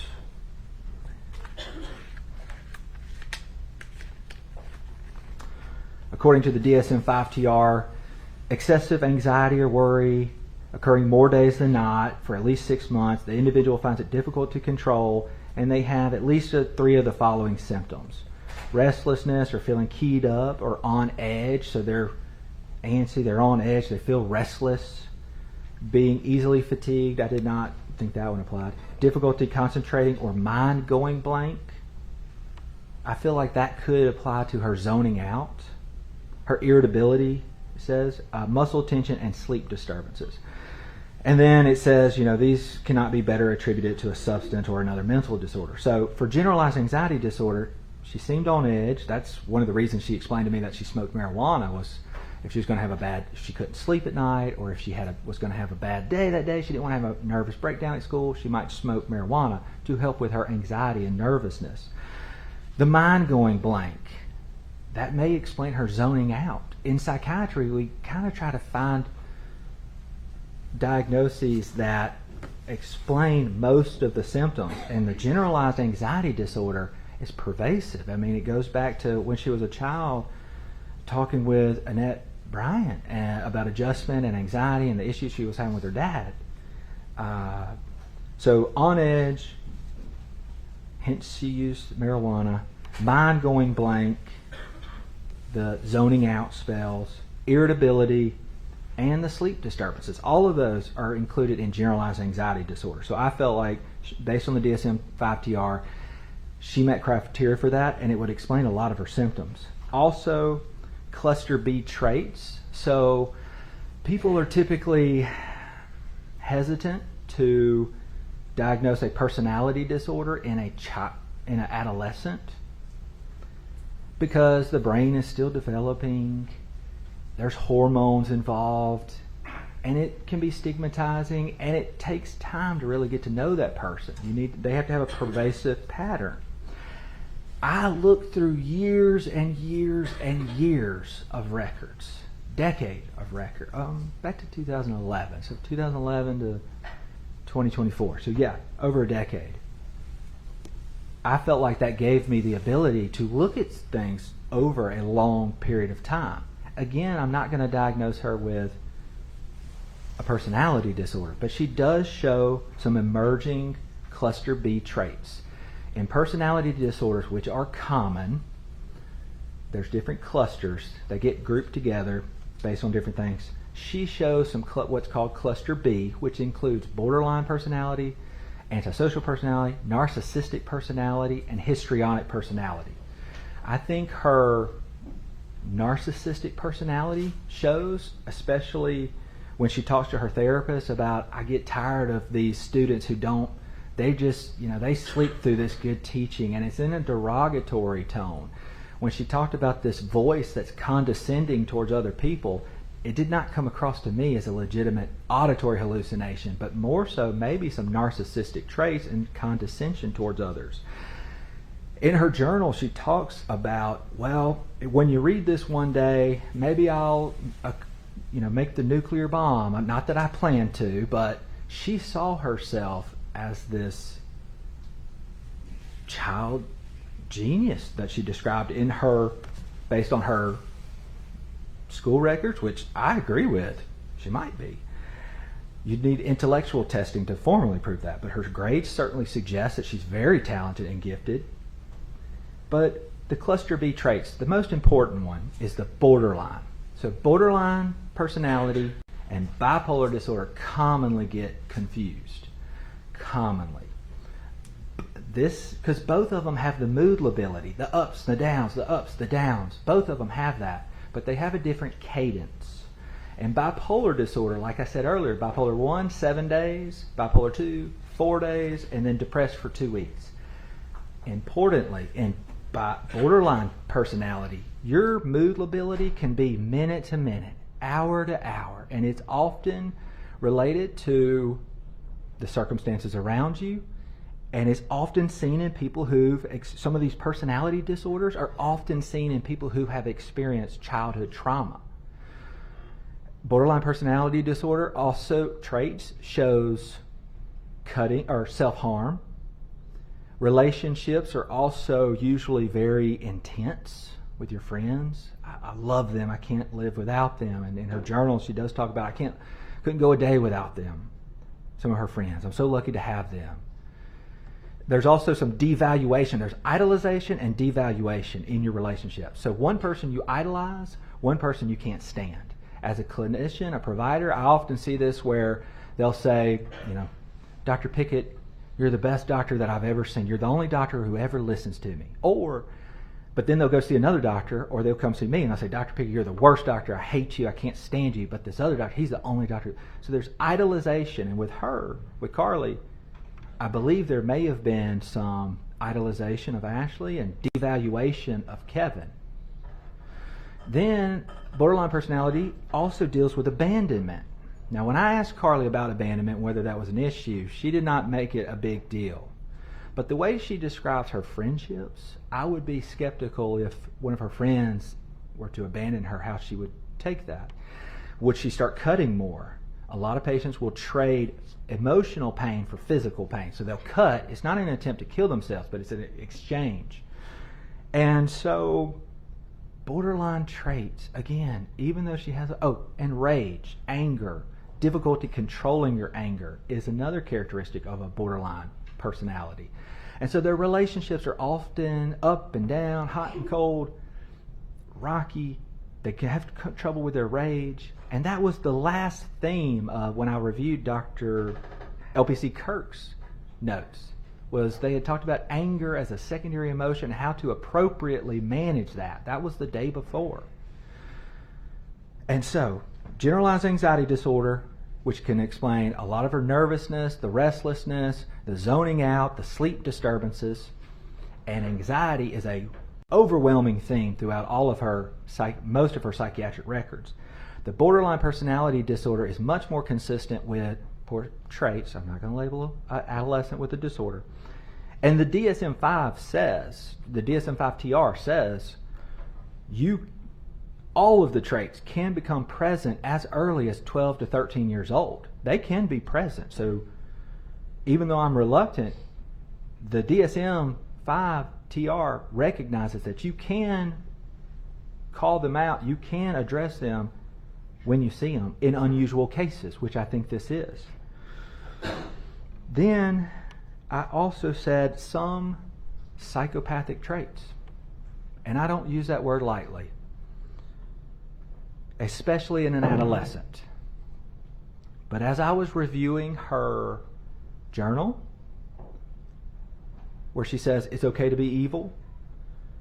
When I see the callous nature in which she left her dead mother to text her next intended victim, and then even used the word honey, that is callous. And it is very concerning to me. In her journal, she often talked about, there were violent themes. I think she may have some, with her friends, as I was reviewing Discovery, there's memes about violence. There's often this mix of fantasy, dark humor, and violence. I've seen a lot of memes. I won't go into them, but the callousness of which she did that, she has this superficial charm. She's charming. She's very likable. I liked her when I did the interview. I don't like saying any of these things, but I truly believe them. And so she's very charming. Manipulation. She took extensive notes about how to manipulate, and I have somewhere in here, and I can find it, it's 85 pages of some manipulative behaviors that I document. Okay, here we are. So I can find that if we really need to. I'm happy That's to right, find it. Dr. Pickett. I mean, based off of the evidence that you reviewed and her journals and sketchbooks, Yeah. and the interviews with the other children, family, and friends, you determined that she exhibited some manipulative behavior. I did. Real quickly, and I'll move on, I thought there was a lack of remorse. I think she has shown some remorse now. Your Honor, may we approach? All right, record reflect we're outside the presence of the jury. You have to approach. I'll hear any objection. Do you want us to come? You can object from there. Both, I just wanted to make you aware that both SK's parents and BG's parents have texted me during this witness's exam to say that their children's names are being used. And I didn't associate their children with this case. I've done everything I can do to prevent their names from being used. But at some point, the law does not prohibit the witnesses from using their names. That's not the law. No, Your Honor, but it was in your court order that it wasn't to be put on media. I think the media is doing their best with this. They're doing their best. I mean, the most important people in this case that everybody seems to have forgotten in this room is the jury. So we're going to take a 15-minute break and both sides take a pregnant pause and think about the jury.